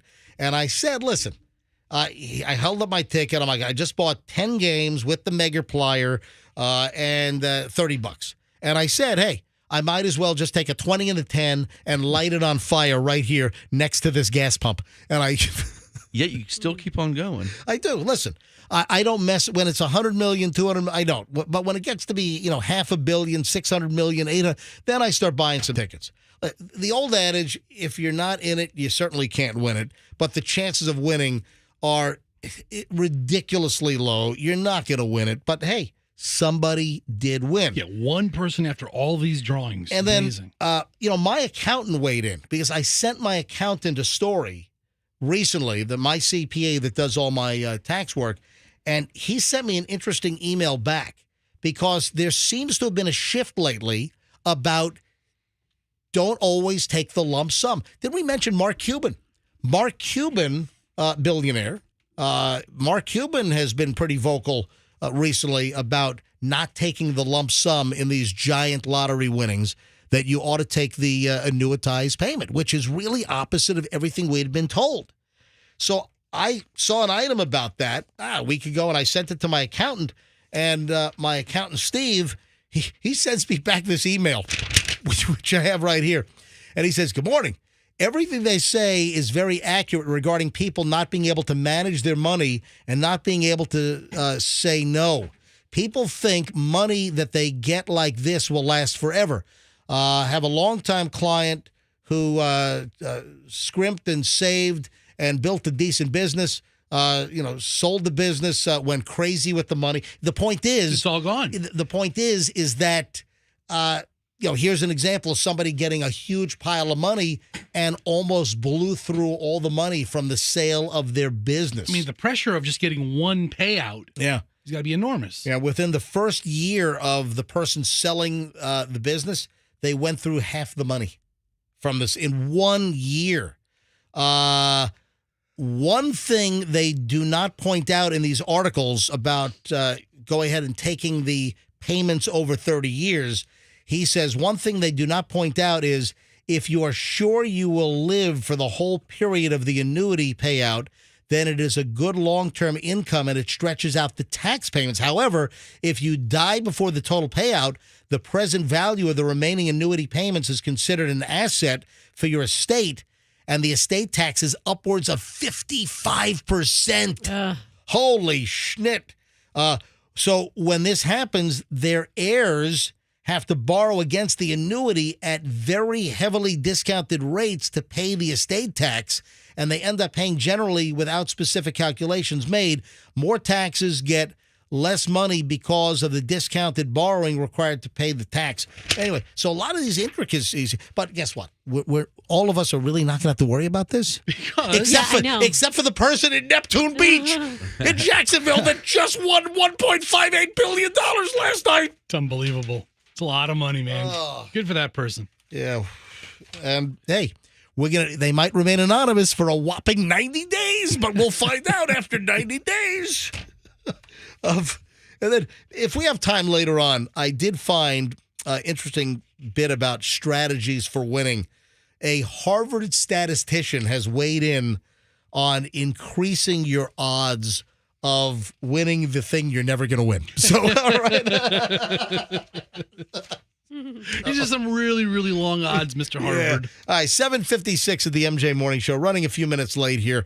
I teased in my promo yesterday that ran all day, I teased that this morning at 7:45, and my tease was something like, is this the most obnoxious wedding gift story ever? So, obnoxious wedding gift story. Roxanne, you're probably more tuned into like the wedding scene than, us dopey, oafy guys in the room. If I were to say, you don't know what this is, right? I don't think so. All right. So if I mention an obnoxious wedding gift story, what regarding wedding gifts could be obnoxious? Okay. Is it a request by the bride and groom? Is that part of the obnoxiousness of the story? I think you're pretty warm. Okay. Well, I don't know the story, but do you recall what I sent you about the dollar dance? No. I sent you a story about this. Kind of has to do with that, if I'm not mistaken. But the dollar dance, where you get to dance with the bride and groom, and then you have to pay to dance with them. And my friend went to a wedding. Well, you give him a dollar? Yes, he said, okay, but here's the thing. Nobody carries cash anymore. So at this particular It's the wedding, debit card dance now. they had a Venmo. Your credit thing. card right in the slot in the back there. Yes. They had, yes. I'm gonna credit card the bride. I'm sorry, I have the chip. Where do I insert the chip? Just jam that chip right in. Where do I put the chip? So they had their Venmos so people can send them money? Yes. So my friend who went to the wedding was like, okay, That is thought it was tacky. that's as dumb as I the have a donut guess. wall. All right, what do you think? Well, I've always, I've had friends that got married and I went to the wedding and got them a nice gift and then they got divorced and I've always wanted to ask for the gift back. Is it something like that? Hey, I had a cousin. I think it's not that. Damn it. But do you remember? I think we talked about this on the. Remember, I had a cousin. Well, I still have the cousin. My cousin was engaged like 3 times, and after the second time, I just stopped giving engagement gifts. Yeah. Because remember the story? My cousin got engaged. That's obnoxious. Sent a nice gift, and then they split up. Engagement was off. I'm like, oh, son of a... It was like they registered at Tiffany's or something. That I'm like, sounds we like- sent something yeah. nice. All right, then, like a year later, he gets engaged again. A new person or a different? No, new person. Sounds like So a then hustle on his part. Sent a new gift. But they never follow through to the wedding? Whoop, engagement off. Guess what? Then a couple of years later, got engaged again. What did I send? Nothing. Jack crap. Nothing. I sent nothing. Nothing. And, I think we might have gotten one of the engagement gifts. Oh, we did. He sent it back? No, yeah. We got one of the engagement gifts back. And I think we re-gifted. It was like a Tiffany platter or something, I think. Yeah, Michelle would know. And I think we re-gift. It was nice. What did they use a Tiffany platter And for I just think around the house? I think we re-gifted it to somebody else or whatever. Yeah, remember because it was the blue Tiffany box that it came in. All right, here's the wedding story. A bride is getting some flack for ripping guests for not being generous enough with their wedding gift. And part of the barometer, according to this bride who made a big splash. This is a Reddit thread. This is one of the, am I the bleep hole? Right. Which, man, that's good reading. Who knows? I mean, some of these scenarios I'm sure are real. I'm sure that people just make up content just to get the discussion going on Reddit, on the subgroups, the subreddit. But one of the great Reddit threads is, am I the bleep hole? And, you lay out a story and it's like, hey, am I the a-hole here? Or is it everyone else? And so this was a discussion about the bride that was actually verbally attacking guests. Why? What was the barometer? Think about this, guys. It just blurted out. A bride angry with their wedding guests. What do you think the bride used as a barometer to see if their gift was worthy or if their gift was crap? What do you think? The store it was purchased from? No. Royalty? What do you say? Royalty? One of the royal weddings? Royal what? The royal weddings. No. Well, like Meghan Markle wouldn't want to get this George Foreman cooker.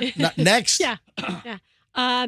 They had one of those things that they have at the checkout counter, and they buzz and see how much the gift costs. Oh, you're getting warm there. Okay, Oh, yeah. that was All right, stupid, guys. No.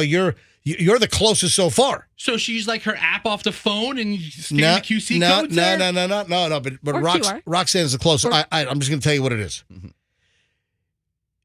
If the wedding gift does not cover the cost of what the plate charge was per guest. Listen, you do a big event, it's typically figured out, cost per guest. So the bride got all bent out of shape if she got gifts from attendees that did not cover what was actually spent on them.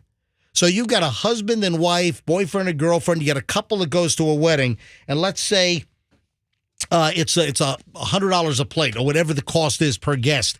If the wedding gift did not at least cover the cost per plate, then that's what bent and torqued this bride out of shape, out of sorts. All right, I'm of the See belief. what I'm saying? Yeah. I believe that if you go to a wedding, the only gift you should get or give is cash. I give a check. Cash is king. Yeah, I mean, every time. If I go to a wedding, I give cash. And the minimum amount should be... Is cash really still king, Froggy, with the number of places that that don't even accept cash anymore? QR codes is king. I'll take cash over a Venmo any day. Apple Pay is king. Listen, I could either give you $200 or I could just Venmo it to you. Give me the $200 right now. But what do you think about a bride, I mean, literally slamming her wedding guests I'm surprised she had guests to invite. Who for- would be friends with her? for cheaping out and just railing on guests whose gift didn't even cover the cost to have them at the wedding? You know, I don't mind grabbing some calls on this. I mean, do we have any bridezillas that are listening right now? That might not be the most inviting way to get phone calls here. But they're out there. No, but seriously. You might know one. Let me ask the question. Let me ask a valid question. And folks, you might have some offshoots here that I'm not even thinking of.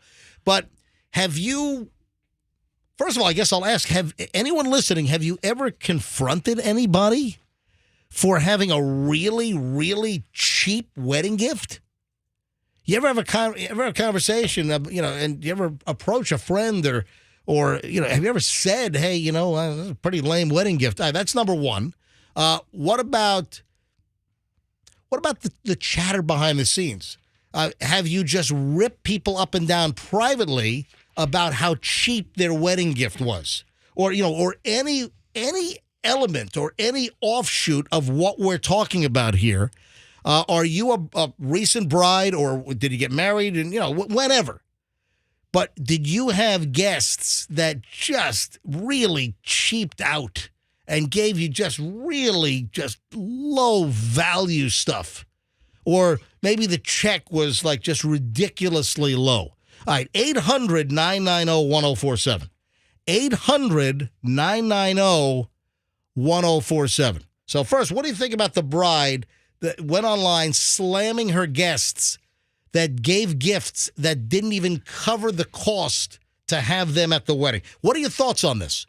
And have you been a bride where you got really just kind of, rooked up good from your guests, really cheap enough? Was your wedding gift haul nowhere near what you expected? What are your thoughts on a bride going online and ripping their guests? There are a lot of different elements here. Let's go to phones. 800-990-1047. 800-990-1047. And I'd love to hear from people that were disappointed in their wedding haul, where you expected more in gifts and it just didn't materialize. 800-990-1047. And listen, did you ever get into a confrontation? Did you ever make a comment to anyone? A pretty lame gift. Or did you keep it to yourself? 800-990-1047. Yes, Fester. I'm just thinking back to my wedding. I remember we got like a glass dish and it had like the TJ Maxx sticker ripped off, but you could still make out like the TJ. Are you serious? Yeah. And my wife looked at it and she's like, this is like a $14.99 plate. Oh, man. Yeah, and it wasn't even like a plate you could eat off. It was like a serving plate. And I remember she got salty over that. And I also remember from my wedding, it was like the first couple of years of Can you finish that word? It was the first. Okay, now I'm Team Fester because that was unnecessary. I'm sorry. That was nitpicky. No, you said first weirdly. I'm sorry. I'm just pointing that out. All right, go ahead. I remember it was the first year. That's what you said. So I was just pointing you out. Okay, you hair-lipped on me over there. So anyway, it was the first year that like the George Foreman grills were a big thing. Right. And we got like 7 George Foreman grills. Are you serious? We had a pretty big wedding. We had a lot of people, and we were opening. Was I at your wedding? Yes, you gave me. Was that at the Italian club in Ybor? That's right. Yeah. I guess I was at your wedding. You gave me $386.64. Yeah, that's something that I'll do. I'll give a really weird amount. Guess what? Because Guess you remember that. $384. Do you remember the amounts that other people gave you? No. You don't. But guess what? You remember what I gave you. Uncle Mikey gave me 2 large, so I remember that. All right, Thanks, but what did I Uncle give you? I Mikey. gave you two bands? Yeah, $386.84. So it was Oh, like back then, that's a good But call. yeah, it was like, but it was to the penny, and I was like, did MJ accidentally send us his water bill or something? But you remember, see, Yeah. you remember. I always give weird amounts when I do wedding gifts or event gifts because people remember that. Let's go to phones. Crystal's in Lakeland. Crystal, you're on the MJ Morning Show on Q105. Hi. Hey, good morning. Morning. Go ahead. Oh, well, you guys are talking about the wedding gifts there, and I just recently had a wedding, and this summer I was with my cousins, and we're all kind of similar in age, and they're talking about you give thank you cards, too, for the gifts. And I had a couple of cousins that, were there that didn't give any money or any cards, and I said, well, yeah, the people who actually gave something, we sent thank yous to. It was just like a subtle jab at them, because I'm not going to say anything, like, hey, you never gave anything, but they're like, why didn't we get thank you cards? I'm like, well, you never gave anything, so what's there to thank? It's just... I still owe my brother a wedding gift. Can I just You still have remember? time, right? How long ago was it? It's been a year and a half. Yeah, then I always heard any time in the first year is still appropriate. Yeah, I've always heard first year, and I have waited a year just to screw with somebody. But I Does he know? Well, not you, Crystal. I mean, I don't know if you know, but does your brother? You want me to call him up and don't say exactly what it is and see if he knows? What are you gonna say? Do I owe you anything? Yeah. That's what I was gonna say. Yeah, I still owe my brother a wedding gift. I owe you something. Yeah. You and your wife talked about it. That was the Super Bowl Sunday wedding, not this past Super Bowl, the Super Bowl before. Crystal, thanks for the call. I appreciate it. Hey, am I grabbing the other call here? Or am I grabbing line 6? Rodell in Largo. Rodell, you're on the MJ Morning Show. Hi. Hi, how you doing? Doing fine. All right, wedding, quickly. Yeah, I just didn't understand how. I mean, I kind of get it, but then I don't. Me and my wife got married during the pandemic, and we knew that there's a lot of people that didn't have a lot of money because of work-wise. And, there were people giving $10 gift certificate and $10 cash to us.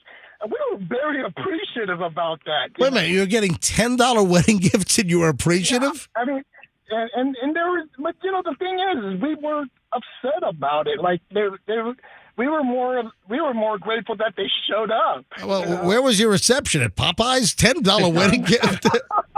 No, it was over at I can't remember the name of the place, but it was here in Pinellas Park. And it was a Wendy's? Actually, a dance hall, It's the back room of the B-dubs. Listen, I don't mean to be elitist over here, but I don't know if I get excited over a $10 wedding gift. Yeah, but you know what? I'd rather someone give me a $10 wedding gift than not pay their water bill that month. That's what's in their budget. Rodell, thanks for the call. Real. All right, so you want me to call my brother? Yeah. Okay. Yes. Call him. All right. So what's the best way to approach this? Hey, listen, there's something I owe you, and I can't. I can't think of what it is. I owe you. What do I'm supposed to give you something. I owe you something. See if he knows. Yeah. How about if I do that? Okay. All right, hang on. Let me call my brother. Try it out. Now, my brother is a surgeon. I don't know if he's in surgery yet or what the story is. Hang on a minute. All right, calling my brother, Dr. Drew. He's the original Dr. Drew, by the way. That's the way I'm going to play it, if he picks up. Yeah. Yep, here we go. Hey, Drew, it's your bro live on the air. Good morning. Hello. Hey, we're having a discussion in the room here, and I can't I can't think of it.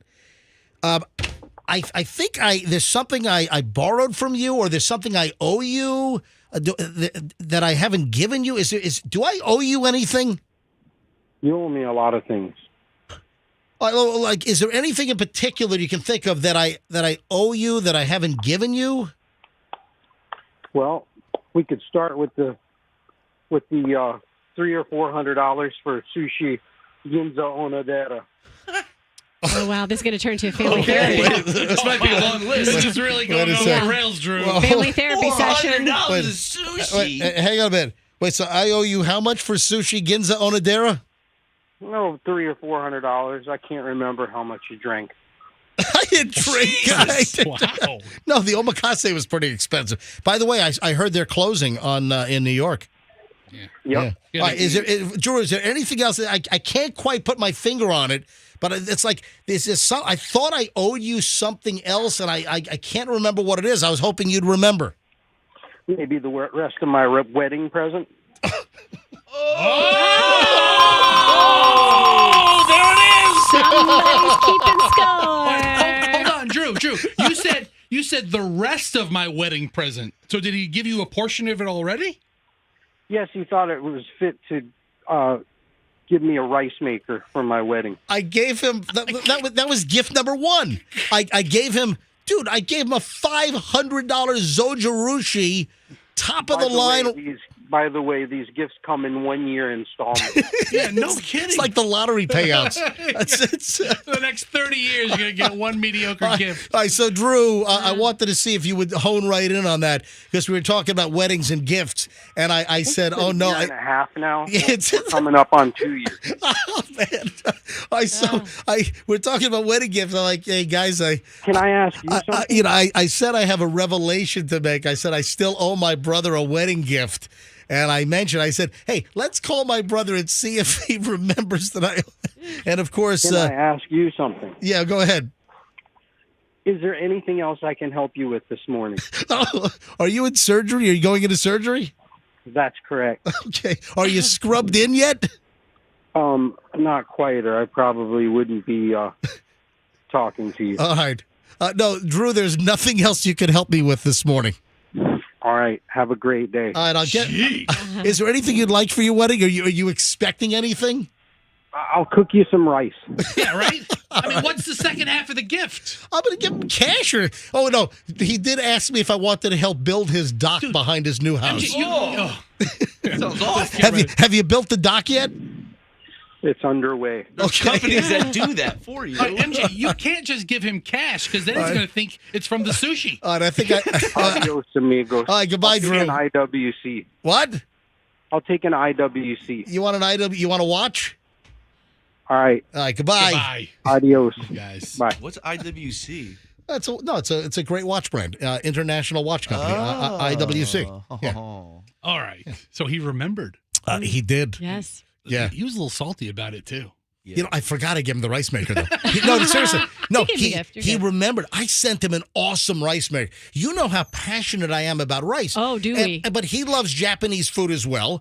And I bought Drew, the first gift I bought, I sent him a Zojirushi induction heat plus pressure rice cooker. And back at the time, I don't know, a year and a half ago, the unit they had available, the top of the line, is like $550. And I got him a really, really nice rice maker. I use my Zojirushi rice maker all the time. You don't have to spend that much. Why do you owe him anything else? Well, because $500 gift. It's my brother. I was the best man. I probably owe him $1,000. Did he give you a best man gift?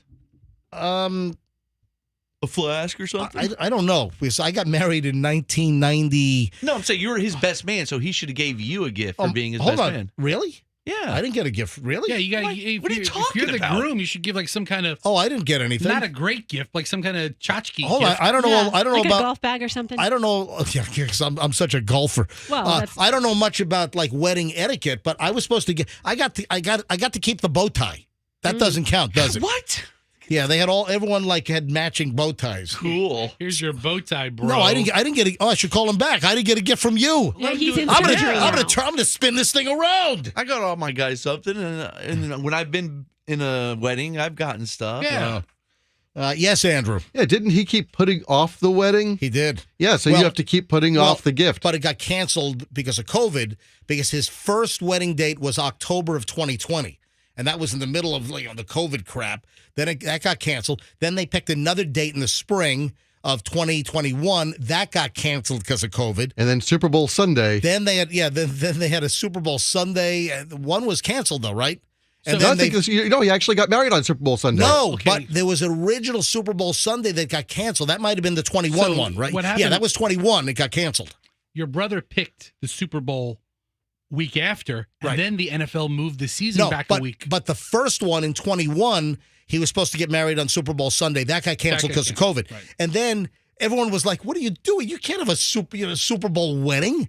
So then they pick a date in February for 22 where he got married, and he picked the week after the Super Bowl for the wedding, and then they changed the date, and the NFL moved the Super Bowl back a week, and it ended up on that Sunday again. So remember, I had to go to Miami for his wedding on Super Bowl Sunday. Crazy stuff. Anyway, yeah, I do owe him a gift, but hey, I might give away some rice makers on the air. What? Wait a second. Rice makers? So, I'm kind of. There's something that, believe it or not, Fester's looking at me like, "What the hell are you talking?" Are you going to give away these Zobaruku Yokohama? No, Zojirushi. Okay. There's a chance that I might give away some. It's kind of like Oprah's favorite things. Whose favorite thing is a rice maker? Well, it's MJ's favorite thing. MJ's you win it. Listen. One of my favorite appliances of all time is my Zojirushi rice maker. I'm telling you, and there's a chance that I might give away some Zojirushi rice maker. I'll explain. We can't give away like Hamilton Beach rice makers No. or Oyster. No. Oh, no. no. Once you use this Japanese rice maker, and you get the right rice, you get the Japanese short grain koshikari rice. Game's over. Yeah. All right, moving along. I saw this, and I don't know why. I just laughed out loud. This guy, this guy sets his car on fire. So clearly, this is arson, and I find myself laughing hysterically at the guy who lit his car on fire. Now, this happened in Indiana, Middletown, Indiana. Police report reveals that a man in Middletown, Indiana, was on a 4-day meth bender. Whoa. A 4-day high on meth. He set fire to his car. If you're on a 4-day meth bender, give me the possibilities of why you just might set fire to your car. Anybody want to guess? Well, you got to light that pipe with something. Yeah, that's a good guess. What, your car's talking to you? Oh, you're getting warmer there, buddy. Yeah. Yeah, you're getting warm. Oh, Fester. Like Christine. Okay. Your car's driving itself? No. You know what? I think I don't know. What? I think I'm going to give it to Fester. Your car, wait, like... No. The first thing you said. The car's talking to you. You're so high that you think your car can actually communicate with you. I think I'm going to give it to you. What? Wow, that's the first guess. The guy on a 4-day meth bender who set fire to his car was because he was trying to scare a little tiny man inside. Holy crap. A little man? So this guy, I'm not making this up. See, everyone's laughing at this. Oh, that's terrible. I saw this last night. I cracked up. Typically arson is not funny. I don't find much humor in arson. Bro, you're trying to scare me. You're trying to scare me, man. What you do? Get out of my car. There it is. Get out of my dreams. Get into my car. This guy's saying, get out of my car. Does it go into any detail as to what kind of car Mr. 4-day meth bender has? Let me give you the details that I do have. So the guy's on a 4-day meth high, and he set fire to the car because he saw there was a little tiny man in his car. So he set the car on fire to scare the little tiny man who was inside the vehicle. Shay Erlinson, 32 years old. Can you imagine? You're 32 years old and you're setting your car on fire after a 4-day meth bender? So, why don't you pass me that pipe, bro? He faces 1 count of arson after the fire spread to a barn, a garage, completely engulfed the structure in flames. He's also charged with disarming a law enforcement officer. Whoa. What? How did he do that? So he grabbed the gun or taser of the law enforcement officer? Whoa. My God. Also charged with possession of methamphetamine and unlawful possession of a syringe. According to the county sheriff's department, deputies were called out to the home on Raider Road in Middletown, Indiana, shortly before 6 a.m. on Tuesday to a report of a vehicle fire. Deputies arrived on the scene. They noticed the barn and garage was fully engulfed in flames. Erlandson was found inside a nearby residence. He reportedly blurted out to officers, "I didn't mean to catch the barn on fire. I was trying to get the tiny man out of my car by scaring him with fire." Oh, my God. Don't listen to him, officer. He doesn't know what he's talking about. I am a sovereign little man. Then deputies learned that a Middletown police officer had previously been to the home where Erlander stayed with family members prior to the fire. Family members said that Erlandson had been acting crazy the past 2 days and claiming there were people in his car and in the backyard. Yes, if you're on a 4-day bender, you might be a little bit crazy if you're doing meth for 4 straight days. Come on, man. Let's keep doing it. Light it up. Line it up, man. Let's get beefed up. So he didn't face any like attempted murder charges because it wasn't really a small person in his car. That's a good point. Yeah. I mean, if you think you're killing a person. Was it attempted murder of the tiny man inside his car? Yeah. Yeah. So deputies were told by family members that Erlandson was on a 4-day meth high at the time of the arrest. He reportedly hadn't slept at all in 4 days. No. How the hell can you not sleep? That's like for 4 days. Like the machinist. Well, yeah, exactly. And has anyone here? Have you ever, Roxanne? Have you ever been up for 24 hours? Just when I was on a meth binge. That's the only time I've done that. No, but what I was. No, I have not been up for 24 hours. Hey, Andrew, can you please pull that? Just when I was on a meth binge. Can you pull that audio, please? Thank you. So add it to the Roxanne sound wall. Yep. Please do that. Okay. Even if you are not on meth, if you were up for 4 days straight, you turn crazy. So imagine being on mind-altering drugs and Rub it off. 4 days. Rub it off. Rub it off. What is it? What? You know what, Fester? I've been thinking about your body lately. Nobody ever saw a nipple or anything like that. I got to get a handle on my wieners. That's yours. That's yours. That's my trick.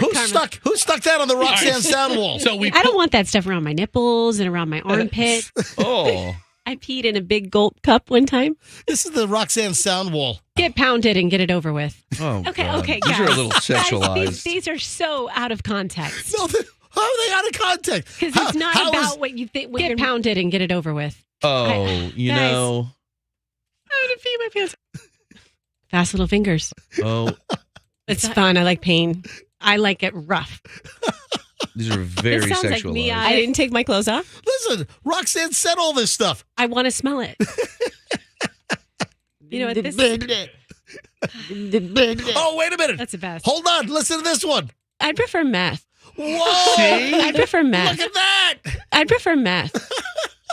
The Roxanne sound wall. The Roxanne sound wall is just like clips from my girls' night out. What were we going to say? I don't remember. Oh. No clue. So short-term memory loss? I mean, we got so blinded by the sound wall. No, it's just you're crazy if you're up for 4 days, no matter what you're doing. So as far as the disarming of the deputy, just wrapping this thing up, apparently he's accused of attempting to take a deputy's patrol rifle from the vehicle's rifle rack. Yeah, his hands were around the barrel of the rifle before the deputy was able to pull him from the vehicle.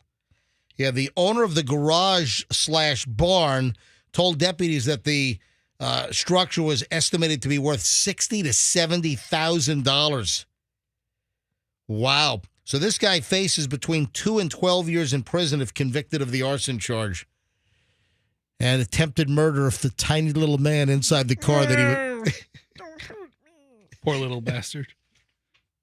You okay? That's a tough day. Get little bitty handcuffs for him. Did you see how much the Cardi B microphone sold for? So the auction's over. Folks, if you remember Cardi B, who, man, she's got a mouth on her, doesn't she? Amongst other body parts, yes. Is that the kind of girl you want to take home to mother? You know? Anyway, so Cardi B, as you know, she was doing a Vegas show, is very hot. And she so eloquently and ladylike said, I'm so hot on, this is on stage. Into the microphone, Cardi B said, this is what? Is this 2 weekends ago now? Yes. All right, so Cardi B said, my bleep is so hot, can you throw water on it? We have the audio somewhere, don't we? Yeah. Do me a favor, Andrew. Pick up the audio and just give me a thumbs up when you have it. I'll let you play it from the booth. But Cardi B's on stage. Hey, Roxanne, do you find that to be ladylike for you to tell people that my is so hot? Can you please throw some water on it? Based on the wall of Roxanne that you just played, I don't really know that I can chime in on this discussion. My crotch is on fire! So No, not ladylike. She was so hot down there, she asked the audience to throw water on her. So during the show, somebody flung a cup of water or some beverage on her. And you see ice cubes flying in her direction. She takes her Shure, S-H-U-R-E, wireless microphone and beans the person in the head with the microphone, flings it at his head in the audience. And the microphone was recovered by the sound company that was providing sound for the event, and they put the microphone on eBay. And the microphone has sold for $99,900 on eBay. Holy cow. Wait a minute. If this guy thinks that anyone is going to really cough up $99,900 for this microphone, that's not going to happen. This is a joke. This is a scam bid. No one is paying $99,900 for a $1,000 Shure microphone that was flung at some guy's head from Cardi B. Yeah. Well, the company said, and this, to their credit, the sound company that provided the sound equipment for this concert in Vegas, they said that whatever is raised by the auctioning off of the Cardi B thrown microphone, that they're going to give the money to charity. I think they said they were going to give it to 2 charities. I'm going to tell you right now, they are not going to see $99,900. No. And then I'm telling you right now that this auction is not going to be fulfilled. This auction is not going to be paid for. And I'm telling you right now that the top bidder who won, they're not paying $99,000. And then the second bidder, whoever the second bidder is, they're not paying whatever they bid, $98,750, whatever the hell it is. They're never getting this kind of money for that microphone. So come on. Yeah, the microphone was originally listed for $500 with all proceeds for the Cardi B Chuck microphone going to charity. Started out at $500. Then a day later, the first bidder offered $11,700. And then finally, this thing ended at $99,900 and $20 shipping.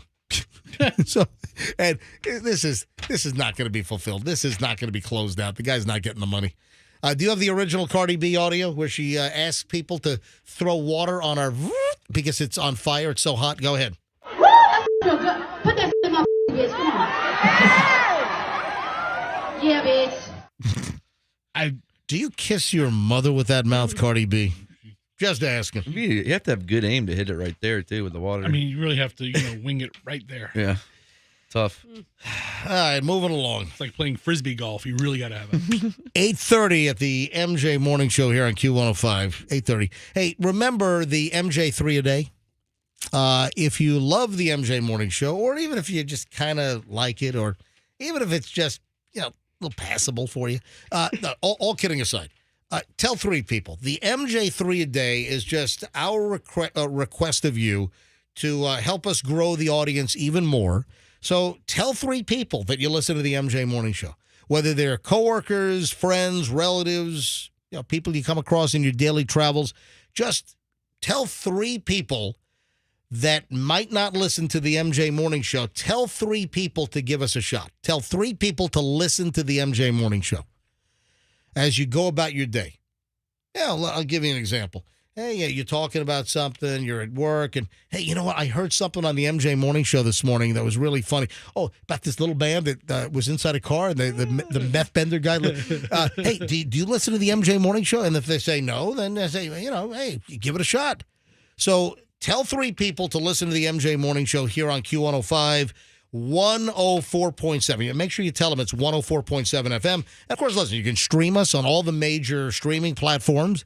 Just search for MJ Morning Show and Q105. And of course, after the show, we're fully podcast and video. So you can watch MJTV live. If you go to mjmorningshow.com and click on MJTV, you can watch us live on camera here in the studio from 6 to 10 a.m. Or after the show, you can watch the stream anytime. All the archives are available. mjmorningshow.com and MJTV. And then by 11 a.m., the whole show is cut up and put together, minus the long commercial breaks and, the few songs we play. It's all cut up by 11 o'clock. And typically, Andrew, the podcast runs about, 2 hours and 45 minutes, somewhere in that vicinity? Yeah. So, nonstop, about 2 hours and 45 minutes. Every day our podcast is up. Again, all the major platforms. And all you have to do is search for MJ Morning Show on Q105 Podcast. So lots of ways to listen. Tell me whether you find this absurd or whether you find this acceptable. I had a very interesting conversation with Michelle regarding this. And Michelle took the position that, listen, they're up front. My position was, why even have this as a line item? Just raise the price. A restaurant in Los Angeles is getting some attention because when you get your check, so you order your food, you eat your meal, you get your check, and of course you've got the subtotal, you've got your taxes. This restaurant is adding a 4% charge to cover health insurance for their staff. May I ask, let me go around the room here, and I don't mind taking calls on this as well. What are your thoughts? You think that's acceptable? A restaurant putting an actual line item on the check saying 4% charge for employee health insurance. Do I really want to know that? If, let's say, the calamari appetizer was $13.95. Make it freaking $14.95 or whatever. I'd still order it. Hello? I wouldn't think twice about it. All right, so I want to grab calls on this. What do you think? Do you find it acceptable? What would you go back to a restaurant that had an actual 4% line item charge on your bill, on the check, to cover employee health insurance? Or would you rather just raise the prices a little bit and just hide the cost? I don't want to know. I don't know if I go back to that restaurant.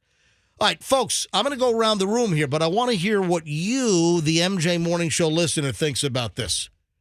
800-990-1047. Also, if you're a restaurateur, if you own a restaurant, if you manage a restaurant, or folks, have you seen any odd charges?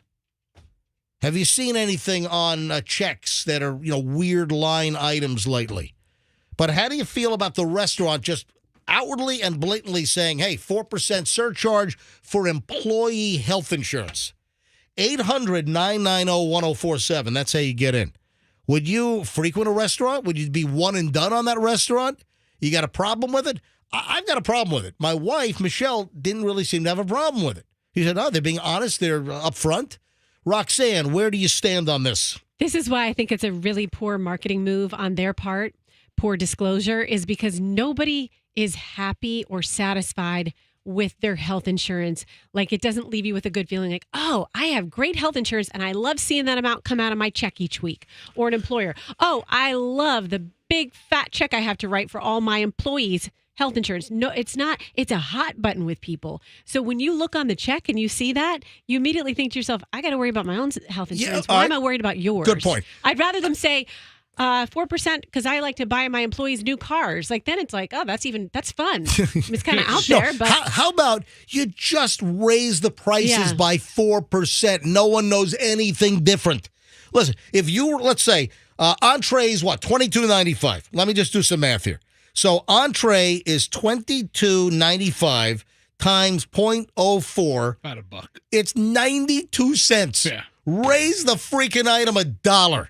And don't burden me with, what the hell is this, 4% surcharge?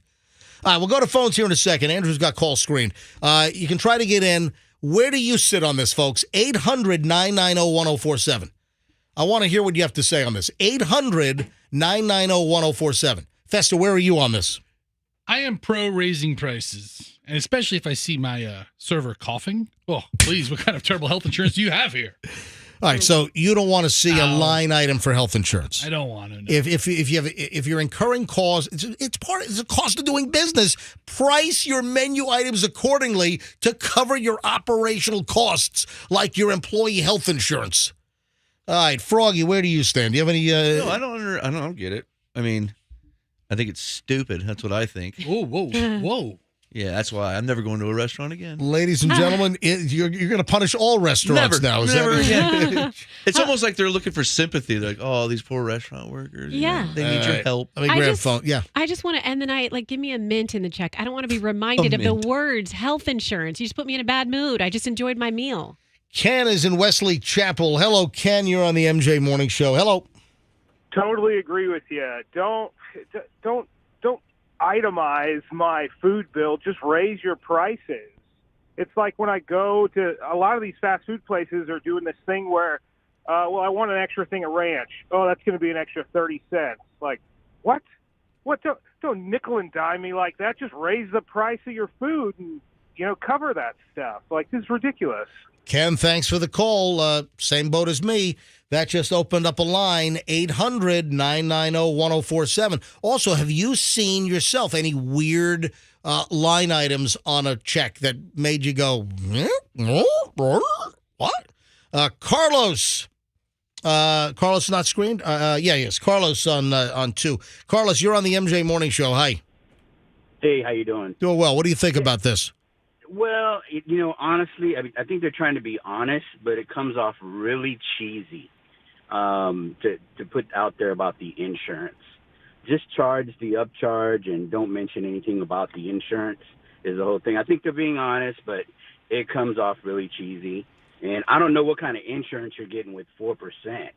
I mean, that's got to be one crappy policy. No, it's just you're charging 4% and then adding all that 4% up. It then goes to obviously they did the math on what the employee health insurance subsidization is costing and came up with 4% is what I'm thinking. Carlos, thanks for listening, buddy. Have a great day. You're welcome. All right, let me grab Jonathan in Clearwater. Jonathan, MJ Morning Show, you're next. Hi. Hi, good morning, MJ. Welcome, everybody. Just curious, I agree with everything that you're saying. It makes complete sense, nor do I disagree. The only question I would have is there tax ramifications for them doing 4% added onto the bill instead of amortizing it out within the price of the item. So just curious about that. That would be, I guess, a tax accountant question. I don't know, but listen, good point. Jonathan, thank you. Let's grab Johnny. Johnny in Bradenton. Johnny, you're on the MJ Morning Show. Hi. Yeah, hi, good morning. I just wanted to say I'm a retired chef and restaurant owner, and it's so easy just to raise your prices, especially in today's day. Think about it. The fuel went up. The surcharge went up. Something went up. You just raise the price. You don't mention it. And then how do we know that it was 4%? Maybe it was 2%, and the guy's banging us over the head for 2% more. Yeah. It's such it really looks real bad. But also, Johnny, it's almost like they're being deliberately ostentatious by putting this on the bill. Are they trying to do some kind of is it like a social play or something? Or whiny, yeah. Yeah, it just makes it look like, oh, we care about our customer, and therefore we're going to tell you everything we're doing. But they didn't tell you that they got a big discount maybe on the produce that they bought this week at a big sale from the guy who was selling it to them. So pass that on to me. But don't beat me over the head for 4% that nobody wants to pay. Yeah, because as a former restaurateur and chef, with the big food service companies or some of your suppliers, they had promos, right, every once in a while? Oh, no question about it. And it gives you the right to shop everywhere. People go to these open markets. You can buy from the supplier direct at open markets and save money. So there's a lot of ways. And for them to just do this, and like I said, we don't know that it was 4%. They're just telling us that. It could have been 1%, and they're still, it's 4%, so we feel good about it. But in the meantime, they're killing you for 3% more. Johnny, thanks for the call. Appreciate it. Let me grab Jeff in Parrish. Jeff, you're on the MJ Morning Show. Hi. Hey, how you doing? I was just calling in to say, hey, this is ridiculous to actually put that on on the receipt, why not just bury that inside the cost and raise your prices and just keep folks very happy that way? They're deliberately, I'm telling you, thanks for the call, Jeff. I think that this particular place, they're deliberately like throwing it in your face. They're highlighting this. They're putting a flashing red light on it. Look. We're making you pay 4% for health insurance. It's obviously some kind of a social awareness play or, some kind of, they're clearly trying to make a statement and a point here. But I'm telling you, if I saw that, would I be inclined to go back to that restaurant? Unless the food was so damn good, I might think twice about going back to that restaurant. Or I wonder how many people tip less. Oh, I was going to leave a 20% tip. Now I'm only going to leave 16% or 15% tip because you're dinging me for 4% for health insurance here. Look at the phones on this. Nikki is in Tampa. Is this our first female? It's been all guys on that one. Nikki, hi, you're on the MJ Morning Show. Hey, good morning. Morning. So as somebody who bartended in Tampa for 8.5 years, and I am the person who oversees human resources for a company that treats children on the autism spectrum, it's nice. I don't think you pack it on the receipt because I can tell you will get gypped on that tip because they're packing it on the receipt. They should just put it in as the cost of business. But unfortunately, insurance companies are raising premiums left and right, specifically on smaller businesses. So you put it in the cost of business at 4%, but where does it stop? Because it's only going up from here. So, I think you hide it in the receipt, but we need some controls on the insurance side, or we're going to be paying $500 for a burger here in the next 10 years. Well, listen, insurance is out of control. I've talked about my major homeowners policy, and I was canceled by my company, and then the new insurance company demanded that I put a new roof on my house by August 6th, or else they were canceling me. And I'm like, so yeah, insurance is a mess with it. The roof's going to cost you $60,000 while you're at it. Yeah, and on my house, the roof was even more than $60,000. So thank you, Nikki. Appreciate it. Thank you, Nikki. Thanks, guys. All right, bye-bye. All right, thanks for listening. Nikki. Yeah, Rox. Would you call my insurance friend or my contact? I'm sorry, what? I sent you an insurance person. Remember that? Oh yeah. I talked to them, and they're apparently they're working on something, but I haven't heard back. Okay. So let me grab 3 more calls here. Then we got to move on. 8:44 at the MJ Morning Show. Mateo, am I pronouncing that correctly? Mateo. Yes. Good morning. By the way, if you're ever up in Manhattan, a phenomenal Neapolitan pizza, great, like straight out of Napoli pizza pie, is San Mateo on the Upper East Side. So I just thought I'd point that out. I'm familiar with it. I'm also familiar with San Mateo in Ithaca. Oh, yeah, that's right. Ithaca College, yeah. Yeah. All right, Mateo, what do you want to say on the insurance issue? Well, it's sort of a double-edged sword. You have a lot of small restaurant owners that don't pay any insurance for their employees. So they're sort of stuck between maybe a rock and a hard place in the way that they're communicating it, because there are a lot of companies that don't pay. So they want to sort of maybe put it out there that, yes, we do pay for health insurance for our employees, and this is how they're maybe communicating it. You as the end user may not want to see that, but back behind the curtains in these industries, there are a lot of companies that do not pay for their... Right, all right. So what you're saying is the 4% charge to cover health insurance for employees, it's sort of like you're saying the restaurateur is saying, oh, look at us. We're paying health insurance. We're going to pat ourselves on the back. Is that what they're doing? Maybe not necessarily patting themselves on the back, but at least showing you, hey, we're at least a company that's doing it. All right, fair enough. You may not know as the end user whether or not companies are or are not, because no waiter or bartender is going to tell you about whether their employer is helping them pay for health insurance. And by the way, speaking of Ithaca, where I went to college, and it sounds like you spent time in Ithaca, at the bottom of the hill. Say it again? My son went there. Yeah, so I don't know if it's still around, but at the bottom of the hill, not far from the Ithaca Commons, there was a place called Napoli Pizza, which did a really nice pie. Very nice. Yep. Thank you, Mateo. Have a great one. 2 more calls, and I got to move on. Jackson is in Clearwater. Jackson, you're on the MJ Morning Show. Folks, if you're just tuning in, I was reading a story about a person complaining that they went to a restaurant, they get the check, and one of the line items on the check was a 4% surcharge for health insurance for the employees in the restaurant. Jackson, second to last call. Go. Hey, so, love listening to you guys on my way to work every day. One of the things is, like, these little line items are everywhere now, and a lot of things are just kind of hidden, like, under the surface. So whether it's health insurance or there's a company I'm familiar with that started adding on a service fee for shipping costs during COVID. Well, that service fee is still there, even though the shipping costs have now gone back to normal. Well, a lot of times when gas started really jacking up, I don't know, like 10 years ago maybe, there was like a fuel surcharge that was added for like delivery companies, like, the company delivering liquor and wine, fuel surcharge, food service companies, fuel surcharge. And then when prices went down, did the fuel surcharge go away? Nope. In many cases, it did not. Jackson, good call, buddy. Thanks for listening, and thanks for the kind words. All right, final call on this. Marshall, Land O'Lakes, MJ Morning Show. Last word on this. Go ahead. All right, well, good morning. I just thought that, for the surcharge, you said it was, 92 cents or something? Well, hold on. I just gave an example of, I just picked a price of an entree at $22.95, and I took 4%, and it was 92 cents. Just raise the food by 4%, and don't, bang me over the head with, oh, you're paying an extra charge. It's enough to have the sales tax or, other municipal charges in some cases. Oh, yeah, I agree. You raise prices like $1 or $2, and you can cover a lot more for your servers. It's almost like they want to be ostentatious in, oh, look, we're paying for health insurance for our employees. So I got to question that. Hey, Marshall, thanks for the call. I mean, that's a simple solution. Just raise the price.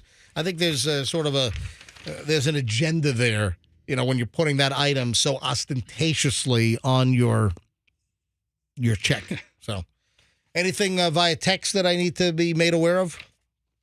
My personal phone text or the... No, I'm talking the show text. I mean, there's all kinds of good stuff, but I'm. Are most people in agreement? Yes, we're all in agreement. All right. Yes, Andrew. On that same check that had that 4% charge, there's also a water donation fee on that same check. Two water donation, $3. My story does not. Are you kidding me? I'm looking at the check. Yeah, my story does not have that. My story did not mention the water donation. What is that for? That doesn't make any sense. They better have some good food at that place. 8:50 at the MJ Morning Show. Concluding just a slightly bit over an hour and 20 minutes of nonstop MJ. Hey, when we get back, I had a lot of Teemu response yesterday. So yesterday, I don't know, about 8 o'clock or so, we're talking about Teemu, this app. Get it off your phone. It is a Chinese Communist government spy app. And when you put the Teemu app on your phone, you're consenting to them getting into everything. They've got your contacts, your text, your photos. They have everything, your browsing history for everything. And that's going right to the Chinese Communist government. I've had a couple of interesting emails about Teemu. So I will get to that next. And then also somebody reminded me about something that Teemu did during an American institution. So that's coming up in just a bit. Also, Andrew, this woman that apparently used artificial intelligence and some of those AI voice recreators to bust a boyfriend, you're thinking that she's from the Tampa Bay area because in the audio recording, there are local mentions. And I did find a post that she said she moved to Tampa. All right, excellent. Yeah, there's a very interesting story about a woman that busted a boyfriend, a cheating boyfriend with AI voice. You got to hear this story. Hang on. That and a whole lot more all next on the...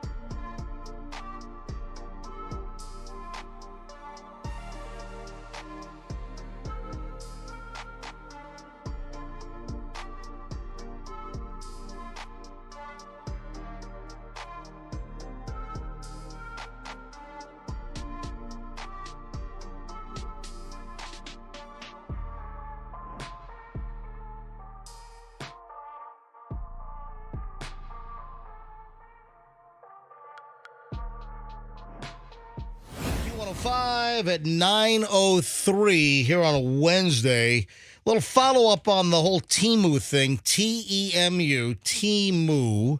And this is this app that 50 million plus Americans have downloaded. And we talked about this pretty extensively yesterday, how you are turning over all of your personal information. It's a Chinese company, and they are handing all of your data over to the Chinese Communist government. The biggest collectors of data on the planet, it's the Chinese Communist government. And we already know that they want to, take down the United States. I mean, that's pretty much a stated goal of the Chinese Communist Party and the military infrastructure. So why would you want to have an app on your phone where you're giving the Chinese Communist Party access to everything on your phone? When you put that app on, they are taking your contact information, all of your texts. They've got your browsing history, your photos. You're letting them take everything, and that data in turn is being turned over to the Chinese Communist government. They are the largest consumers and collectors of data on the planet right now. Because listen, data's power. No doubt about it. So just a little follow-up here. I had a whole bunch of email on this, a ton. And thanks again, folks. You can always email me. My private personal email, I'm the only one that looks at this, mj@mjmorningshow.com. That's mj@mjmorningshow.com if you need to email me, like some of these folks. A couple of people pointed out, hey, did you remember that they bought commercials during the Super Bowl? Oh, did they? Yeah. You know what? Now that somebody mentioned it, you're right. Teemu had commercials during the Super Bowl. They paid, so this company with ties to the Chinese Communist government, they paid, so they infiltrated via the great American sport of football and the Super Bowl. There's nothing more American than the Super Bowl. And here's this company that's assisting in Chinese Communist Party data collection on your phone. They're ripping you off everything. And they bought a $5 million commercial during the Super Bowl. Wow, listen to this. Hi, MJ. This is from Lisa. Lisa sent me an email yesterday afternoon, obviously after hearing the segment. Hi, MJ. I just had something I wanted to share. So a few days ago, I downloaded the Teemu app because I'm constantly seeing it all over Facebook. So I wanted to take a look and see what it was all about. I never placed an order. I literally only opened the app one time in the past 2 days since I downloaded it. But this morning, I was listening to your show, as I am an everyday listener and have been for years, and heard that you were talking about the Teemu app. I immediately picked up my phone and deleted the app. Well, after that, my Face ID would not work on my phone, and I could not make an outgoing call. Whoa. So I had to call Spectrum Mobile and go through a very long ordeal with the tech support folks to get my phone up and running again. Mind you, my phone was working fine before I deleted the app. I mentioned to the tech guy what had happened about the app and what I had heard on the MJ Morning Show, and he agreed that the screw-up with my phone was most likely due to the app. Damn Chinese government. That's what it says. She's right. Yeah. Thank you for all the great public service announcements that you put out there. They are so much appreciated. Keep doing what you do. Lisa, sent from her iPhone, which I think is working right now, but was not after she deleted the team. Don't put the app on your phone. And if you have it, get rid of it. And remember, with the Teemu app and that the parent company, what is it, Pinduoduo? Is that there have been cases where even when you delete the app, they still have little poisonous freaking jellyfish tentacles in your phone.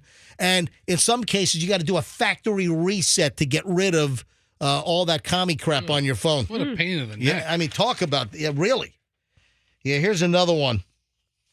MJ, heard you talking about Teemu. I've deleted the app. I have ordered 5 things from Teemu, and for the most part, the quality has been substandard. I had a T-shirt that fell apart after one washing. Wow. It It literally came apart at the seams. Jeez. That's a crappy shirt. It's a pretty vigorous washing machine the guy had. Anyway, listen, I mean, I got a ton of this stuff. All right, on to this AI voice recreation story. And we have now ascertained that the woman in this story has moved to the Tampa Bay area or recently moved because there are references. What? Yeah. So in the last months or year or so, this woman has moved to the Tampa Bay area. And this caught my attention because the stories about this woman used artificial intelligence to catch her cheating boyfriend. How did she do it? Apparently used an AI voice cloning program. And this is a problem. I mean, we've talked about this. The artificial intelligence voice programs, if you get a sample of somebody's voice, the computer, the artificial intelligence software can learn that voice, and you can pretty much type whatever you want, and it will have the voice that you're using as a sample imitated, duplicated with whatever you want it to say. That's dangerous. That is potential. And listen to this. So this woman, Mia Dio, who apparently lives in the Tampa Bay area now, but this is getting worldwide attention. Mia Dio is 22 years old and said that her boyfriend, Billy, was acting somewhat suspiciously. Billy? And guess what? Decided to use an artificial intelligence voice cloning program, AI software, replicated Billy's voice, and then called one of his friends using the voice. The friend thought it was Billy, so the friend starts spilling, and this confirms what she had thought, that he was cheating on her. The video has gone viral, and it apparently through the AI voice cloning, Billy's friend confirmed that Billy had kissed somebody else the night before. Wait, do you have the audio? Yeah. I gotta hear this. Yeah, I've got the audio. So he sounds just like the guy? Yeah, so took a sample of the boyfriend's voice, used... Listen, I saw folks, you've seen the videos that are floating around of people imitating Biden's voice and Trump's voice. And there's a video going back and forth where they're like, Biden is talking to Trump and they're going back and forth like insulting each other. Yeah. And it's all AI voices. I saw a video with the two of them doing dueling dad jokes, and it was hysterical. I laughed at each one. So she's saying that she called the friend of the boyfriend using his voice to fish for information. Yes. Okay, I have two things to say about that. So you had the boyfriend's voice recorded, used the AI program to learn the voice, then typed in what she wanted the boyfriend's voice to say, called a friend, and then the friend started having a conversation and confirmed about him kissing another girl. I saw a story recently, and I think it was on CBS Evening News. It might have been 60 Minutes. But anyway, I saw this recently. I know it was CBS. And they were talking about AI and voice cloning. And there's a lot of concern that with video cloning, because you can take video. You can now use AI to make video. So you can have the president of the United States essentially saying that we are declaring war on Russia and we are going to be launching nuclear missiles in the next hour. And that stuff looks pretty real, and that's scary as hell. But what I saw recently was a CBS reporter who was doing a story on this. The guy with like an AI voice company, or I think, no, it was a security person. Okay. It was a security person using AI software, took the reporter's voice off of like a YouTube report. So found a YouTube report of the CBS reporter, where some video package was then put online, or maybe even off the CBS News website, grabbed a sample of their voice, had the AI program learn the reporter's voice, called the reporter's mother at Del Boca Vista down in... yeah, mom couldn't tell the difference? Guess what? The voice was programmed to say something like, hey, Mom, I need your credit card number real quick for something. And the mother was starting to give out the credit card number. Let me get that for you. The mother thought it was her daughter calling, who happened to be the reporter for CBS. Wow. Yep. That the AI security internet expert had duplicated the reporter's voice. All right, so here, Roxanne, you were gonna, before I play the audio clips, what were we going to say? Well, this is fake. It's a fake story. Why is that? Because he wasn't really a cheating boyfriend. There's an update to the story. They just did this to have some fun. Okay, so what I have, so you have an that's fine. Yes. But I want to play the audio so you can hear what the AI duplication sounds like. So I saw the story last night from the New York Post. So I would assume that the New York Post vetted the story out. No. Was their love artificial all along? In a viral TikTok from earlier this year, this Mia Dio claimed the boyfriend Billy had been acting suspiciously, using AI software, able to replicate Billy's voice for a phone call with one of his friends, blah, blah, blah. So nothing in here. Dio used, but this is real, though. The voice that we're about to hear is real. That is real. But she and Billy created the prank to highlight the dangers of AI voice cloning software. Right, but that doesn't make it so fun. But the base, the base of the story is accurate. That Dio used 11 Labs software to clone Billy's voice for the experiment, and it cost $4 to use the software. Hi, it's me, so Billy. now what you're saying, and now where are you seeing this update? Newsweek. So what do they know? So are they calling out the New York Post? They're not calling out the Post. This was obviously the Post ran with the earlier story, and they didn't see this Newsweek story, which is a follow up to it. It's still it's a thing. Like you can clone a voice and do this. So they were just proving it in a little skit kind of thing. That's the main reason why I'm doing the story is that you can take somebody's voice, use AI software to clone it. Listen, it's good to know that this was a set-up prank to get, I guess, a whole bunch of hits, and that's being done everywhere. People are inventing scenarios. People are setting up fake videos to get viral hits on Instagram or TikTok again, which is also a Chinese data collection piece of software. You shouldn't be using TikTok either. Now, here is the audio of the voice being cloned. So they might have set up the scenario, but the actual use of the AI software to clone the boyfriend's voice, that's 100% real, apparently. I'm going to AI clone my boyfriend's voice, call his best friend, and figure out if he lied to me about what he was doing last night. My boyfriend's been acting very weird. I opened up a voice cloning software and imported voicemails that my boyfriend has left. I typed in a script of what I want my boyfriend to tell his friend. There's the final product. Where's your accent from? I want to my boyfriend and a friend. It's Ilaria Baldwin. All right, here we go. Listen. Hey, man. What's up? I don't know. Are you alone? It sounds exactly like him. I'm going to use his iPad to FaceTime audio call his friend and see if his friend confirms what they were doing last night. Hey, man. What's up? Not much, man. Just chilling. How are you feeling? Everything is fine. Kind of, I don't know. Are you alone? Yeah, man. Just, chilling at the house. I don't remember much from last night. I don't know why I feel weird. What did I do? Dude, you got faced at McDinton's last night, and you picked up some random sorority girl from UT and made out with her in front of everyone. Instead, we stayed at your place. Bruh, why'd you have to bring me into this? So is this in Tampa? Yeah, I said we stayed at your place. That's the deal. UT. This thing has gone viral over the last couple of months, and it's being viewed all over the world. But they mentioned McDinton's, which is obviously on South Howard and Soho.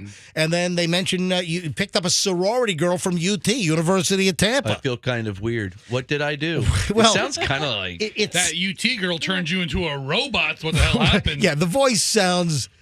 The voice was cloned very well, but it lacked like natural cadence and flow. Yeah. It sounded a little, stilted. It sounded a little phonied up good. But the point is that the software can clone the voice. They need to smooth it out to get it more conversational sounding. But the actual scenario was set up by the boyfriend and this individual Mio to, I guess, emphasize the story.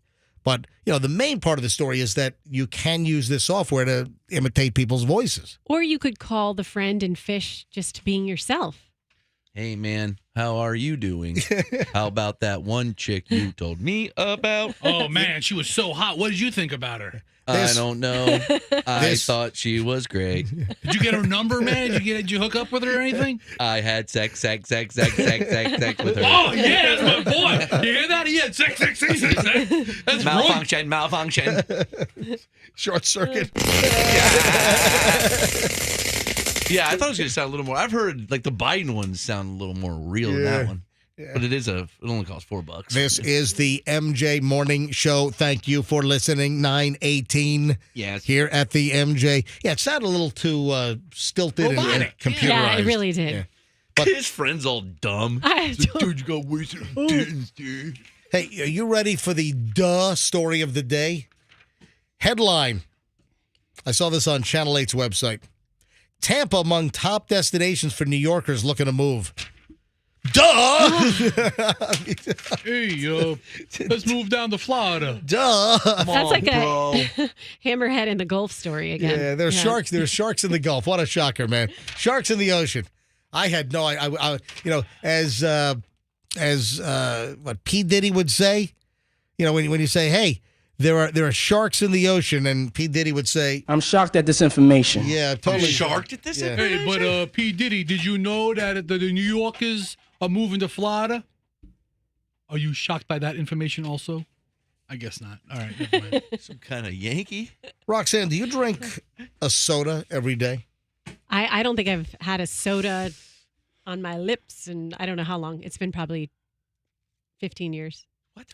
I don't drink You soda. haven't had a soda like a Coke or a No. Diet Coke or a Mountain Dew or Well, I don't drink soda either. As you know, I drink water, sparkling water. I'll squeeze some lemon or lime. No. But I have. Only water made in the highest mountains in Fiji. Not the Fiji water in the grocery store. This is Fiji with 2 J's. Fiji water. You guys done? So I don't drink soda either. I have maybe one soda a year. Dude, I shotgunned a 2-liter of Mountain Dew just yesterday, man. I'll have a Sprite every other day. I love a good Sprite. I do not drink soda either. Sprite's so good. You should try Sprite. I've had Sprite. Oh, it's the best. The nectar of the gods. Have you had that Sprite lime? No, straight Sprite. Oh, jeez. And what's the new one that replaced Sierra Mist? Starry? Yes. Oh, Starry. Who came up with that name? Starry? A genius. Because it's what was wrong with Sierra Mist? It sounded too unhip. It was going to be Staria. You know, Sierra Nevada, and the Mist. You know, I don't know. I would have come up with like Appalachian ass. Would that be a good? Would that be a good seller? So Isn't that the water refreshing. you drink? If I'm coming up with like mountain ranges in the United States, what do you think? Hey, would you like a nice cold glass of Appalachian ass? I'll take 2, please. What do you think? You like your Appalachian ass cold or hot? Hot. You want some hot Appalachian ass? A steaming cup of it. Steaming cup of Appalachian ass. Is that what you want? So the reason why I'm bringing up soda, and this apparently, according to the research, this disproportionately affects women. Did you see the latest research? This is out of Boston. From Boston. So 1 can of soda a day can significantly increase the risk of both liver cancer and chronic liver disease among women, according to new research from a pretty reputable shop. You might have heard of Brigham and Women's Hospital. Oh, Brigham and Women's. Yes. Oh, BWH, yeah. Yes. Brigham and Women's Hospital. Guys, you've never heard of that? It's hugely famous. Oh, yeah. It's I've heard. It's like the second most famous university named after a guy named Brigham. So researchers from Brigham and Women's Hospital studied a group of nearly 100,000 American women, and they found that those who consume sugar-sweetened drinks every day were much more likely to develop liver cancer or die from liver disease.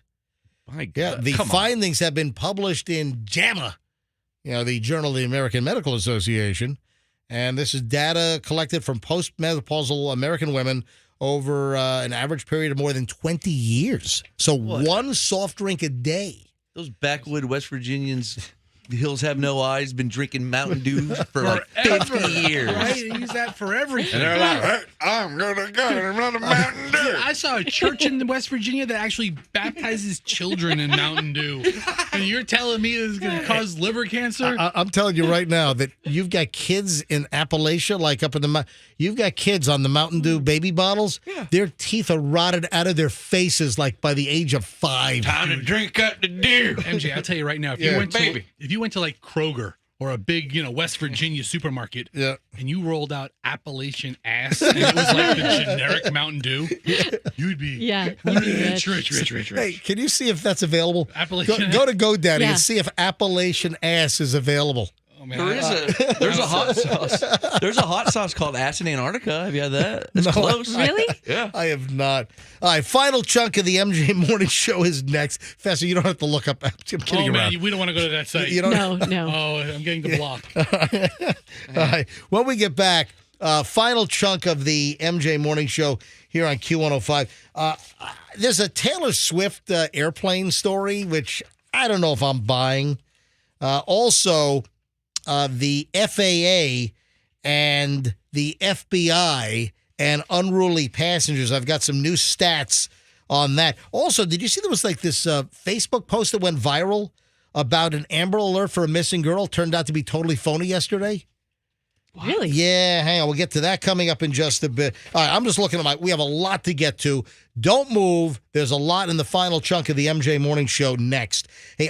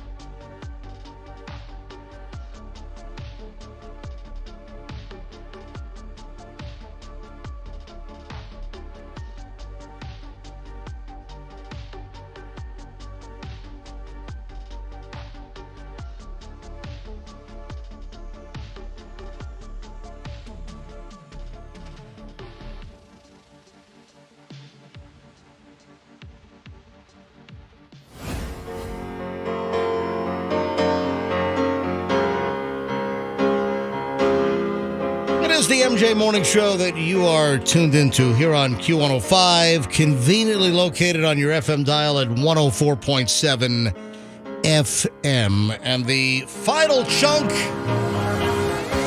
of the MJ Morning Show here on a Wednesday. I saw a Taylor Swift story, and listen, I don't know if I'm buying this. It doesn't have to do with Taylor Swift directly. It's one of these crazed Taylor Swift fans. If you heard us talking earlier in the week, there's some guy that had all of Taylor Swift's CD titles with the track cuts, like track 1, 2, 3, 4, 5, 6, 7, 8, with all of the tattooed on his back. Just stupid. That's a handy resource. Come on. When is this guy going to say, "What have I done?" Literally, his whole back, on top of his shoulders, there's big lettering that says Taylor Swift, and then down his whole back, there's all of Taylor Swift's CDs, the title, and then the track listing. 1 dot and then the title. 2 dot then the title. What are you doing? How quickly are you going to realize that you really screwed up, dude? Look at this. Fester just brought the picture up. This is ridiculous. What if she comes out with more albums? This guy's running out of real estate. Yeah, then he's got to go to his chest, man. Maybe he's going to put some, I guess you could put one CD on each butt, right? You can work down the leg. Cheek 1, cheek 2. Anyway, so here's the new Taylor Swift deal. A Taylor Swift fan goes into the cockpit before the flight took off. I guess asked the flight attendant, "Hey, can I ask the captain a question?" And listen, a lot of they'll say, "Sure, poke your head in, not an issue." Not mid-flight. Yeah. No. Yeah. Start smashing and banging on. Rush to the front of the plane and start banging on the cockpit door. Don't do that. No, don't do that.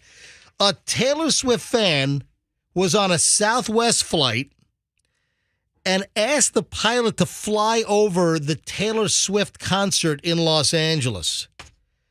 And apparently, according to the story, he obliged and did.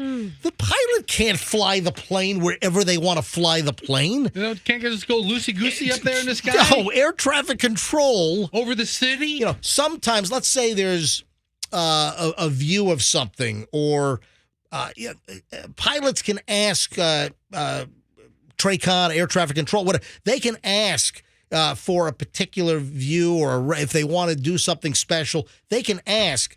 But, the airspace around LAX, and this is, where the Staples Center is. What is it now? It's SoFi? Is that what it's called? The football stadium is SoFi Stadium, yeah. All right. So, come on.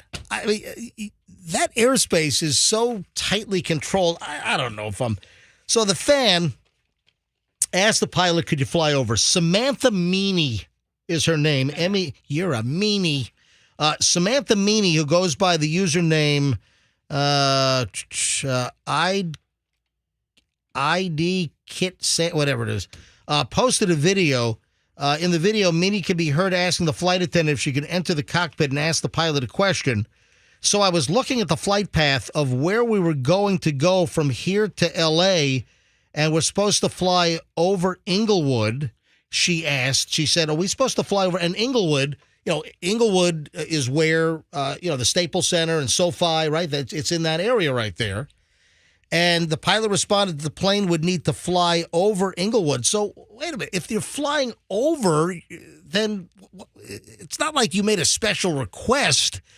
If it was going to happen naturally. It sounds like it. If the flight path, again, it depends on what runway they're bringing you in at LAX on. But even I'm looking at the map now of where SoFi Stadium is to LAX. Yep. And even if they did one of the other more southern runways, you could still see the stadium out of the window. Just like when you fly into Tampa, you can still get a clear shot of Raymond James Stadium. If you look at LAX, it looks like for most of the runways, if you're approaching from the east, which most of the American flights are, right, and so you're approaching. Depends if they put you around over the water to swing around. I've done approaches both ways at LAX, but. Listen, this is like a big deal. Oh, the pilot was asked, "Could you fly over the Taylor Swift concert in the stadium?" And the pilot did. it looks like they were probably vectored on that basic route anyway. No matter what. Because wait a minute. Because then the person says, this Samantha Meany, the view really wasn't that good. Well, they're not going to buzz the thing at 200 feet over the stadium.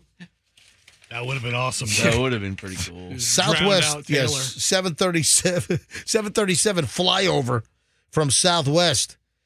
Yeah, so yeah, this story is like going viral. It's like, oh, Southwest pilot fulfilled a Taylor Swift fan's dreams. This is like such a bogus story that's circulating around. Yeah, said that she wanted to go to the concert for her 29th birthday, but the tickets were so expensive. A trip to Hawaii for my friend and I was less expensive than one ticket for the concert. Yeah, so the resale tickets for these L.A. shows, what is she doing, 6 shows in L.A.? She's on the last night tonight. Of show number 6? Yeah, this is the last one tonight. Wow. And speaking of airplanes, guess how many unruly passengers were referred to the FBI so far this year? We're only half done. 5,000. Well, that's a little high. That's right off the mountain. That's a lot of a million. That's a little high, right? A lot of travelers, a lot of bad behavior. So, airline passengers so unruly that the FBI has to get involved. So these are passengers that are referred to the FBI, whether it's through FAA or law enforcement, because of unruly behavior, and it's not 5,000. I mean, we're talking about reported to the FBI. Oh, yeah. Not just an airport disturbance. Listen, the behavior was so bad on the airplane that federal law enforcement, the FBI, is involved with the investigation. You said 5,000? Listen, they call the feds if there's any sort of thing happening on the plane. If you were playing the Price is Right mountain climber game. Big old bust? Yeah. Mountain climber's dead. Yeah, Bob Barker would have given you the biggest shove saying, Roxanne, that is the worst answer ever. Man, that guy fell off that mountain on the Price is Right game. He fell further than any in the history of the game. He is flattened like a pancake down there in the bottom of the canyon. Yeah, poor guy. Yeah, it's only about 3 dozen. So, now these are unruly. These are people. Not FAA, FBI. I had a friend who just got investigated by the feds for an airport incident, and it wasn't that big of a deal. But was it reported to the FBI? Well, hold on a minute. I can't tell the story, so sorry. What, you crazy? What do you mean you can't tell the story? Because it's a private under investigation. No. Oh, you can you can't do that. You cannot. You are famous for doing this. Dangling and then whipping it away from us. All right, come on. You're not using names. What's the basic story? The basic story is that the child was being a little bit unruly. Whose child? This person's child. So your friend's child was acting up at the airport or on the airplane? At the airport. And it was not that big of a deal, but the feds got involved. Why would the feds get involved? You're leaving out chunks of the story. That's what I'm saying. At the airport, they get their noses in everybody's business. No, in the airport, it wouldn't be a federal issue. It becomes federal when you're on the plane in the air. In the airport, if there was some issue in the airport, that becomes a local law enforcement matter. Years ago, when I rode the luggage belt around the carousel at Tampa Airport, the Tampa Airport police and FAA agents came running after me. Because you're in a secure area, so that probably becomes FAA at that point, right? But it didn't rise to the level of me getting reported to the Federal Bureau of Investigation. Why not? You're not telling us the whole story. What happened? The craziest part of this story is that Fester just described it to a T. One of the family members was riding the. Oh my God! You can't do that anymore. So why the hell would you tell us the story? It's their private business. Oh I'm my not going to reveal it. You hold so much back. I'm gonna have to let you go. Darn! Hold on. Listen, I'll tell you right now. Firing the 3 of us would be the biggest blessing you can bestow on us Roxanne, collectively. You hold back. You sometimes hold back the most ridiculous information. Why couldn't you just say that? So I wanted Fester to have the big. Let us go. Was it a listen, I'm not holding you. This is not like I'm not holding you in my garage behind a cinder block wall like that crazy guy. Listen. Oh yeah, explain these handcuffs then. And why is James Gum your favorite guy ever? What airport did it happen in? Tulsa. You just made that. Tulsa. Why are you giving me the business? Why are we even spending time on this? I just answered your question. Tulsa's a It little did airport. not happen at the Tulsa airport. King of Tulsa. I said Tulsa, King of Tulsa earlier. It's Tulsa King, by the way. It's Tulsa. No, Tulsa King? You got it wrong the whole time. We're like 7 episodes deep. It was in Vegas. It was in Vegas? Yeah, it was in Vegas. And who wrote? Was it an adult or a child? It was a child. That went around the whole belt? Yes, around the whole belt in Vegas. Yeah. Man, that's pretty solid. Is this a Tampa family? No, it's a Tulsa. Tulsa? You mean to tell me? What? Hold on, MJ. Derek Jeter's daughters were riding around the carousel at Oh the my Miami gosh. airport. Okay, you know that's not true. No, how do I know it's not true? That's You're not not true. giving me anything to say something different. All right, breaking news, folks. Oh, my God. Call TMZ. Breaking news. Harvey. Yep. Derek Jeter put their child on the baggage belt at McCarran Harry Reid Airport out in Vegas. Amazing. And now the feds are investigating, according to Roxanne Wilder. Unbelievable. With direct knowledge of the situation. Sources confirmed. Roxanne's story. Allegedly. Yes, I love how you think I have no other friends. None. Roxanne, you either control the narrative or you don't. I just did. I told you all the information I have. but Except you- A all of it. Las Vegas airport. What do you want? Do you want social security numbers? no. Do you want their government ID? Do I need to show that to you? Roxanne, no, I've- I don't. You don't tell names in your stories. Yeah. When do you say, "Oh, I went to dinner with"? You don't give everybody's Oh, my bio, God, he's- astrology sign, Roxanne, tax record. because you make me a lot of times grab pliers and pull your teeth out. Ow. Like a scene out of the new resurgence, the rebirth of Justified on FX. Oh, just like that. Just like that show that 3 people are watching. Raylan Givens. All right, I gotta go. Man, look at this crap I'm leaving on the table. We got a jammed up show ready for tomorrow. All right, folks, have a great day. If you need to get a hold of me, I'm MJ at MJMorningshow.com.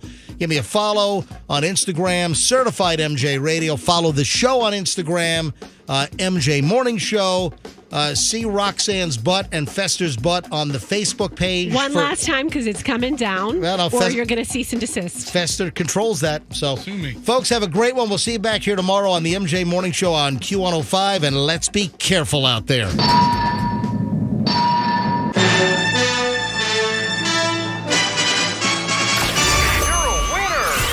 The Q105 app is your connection to all the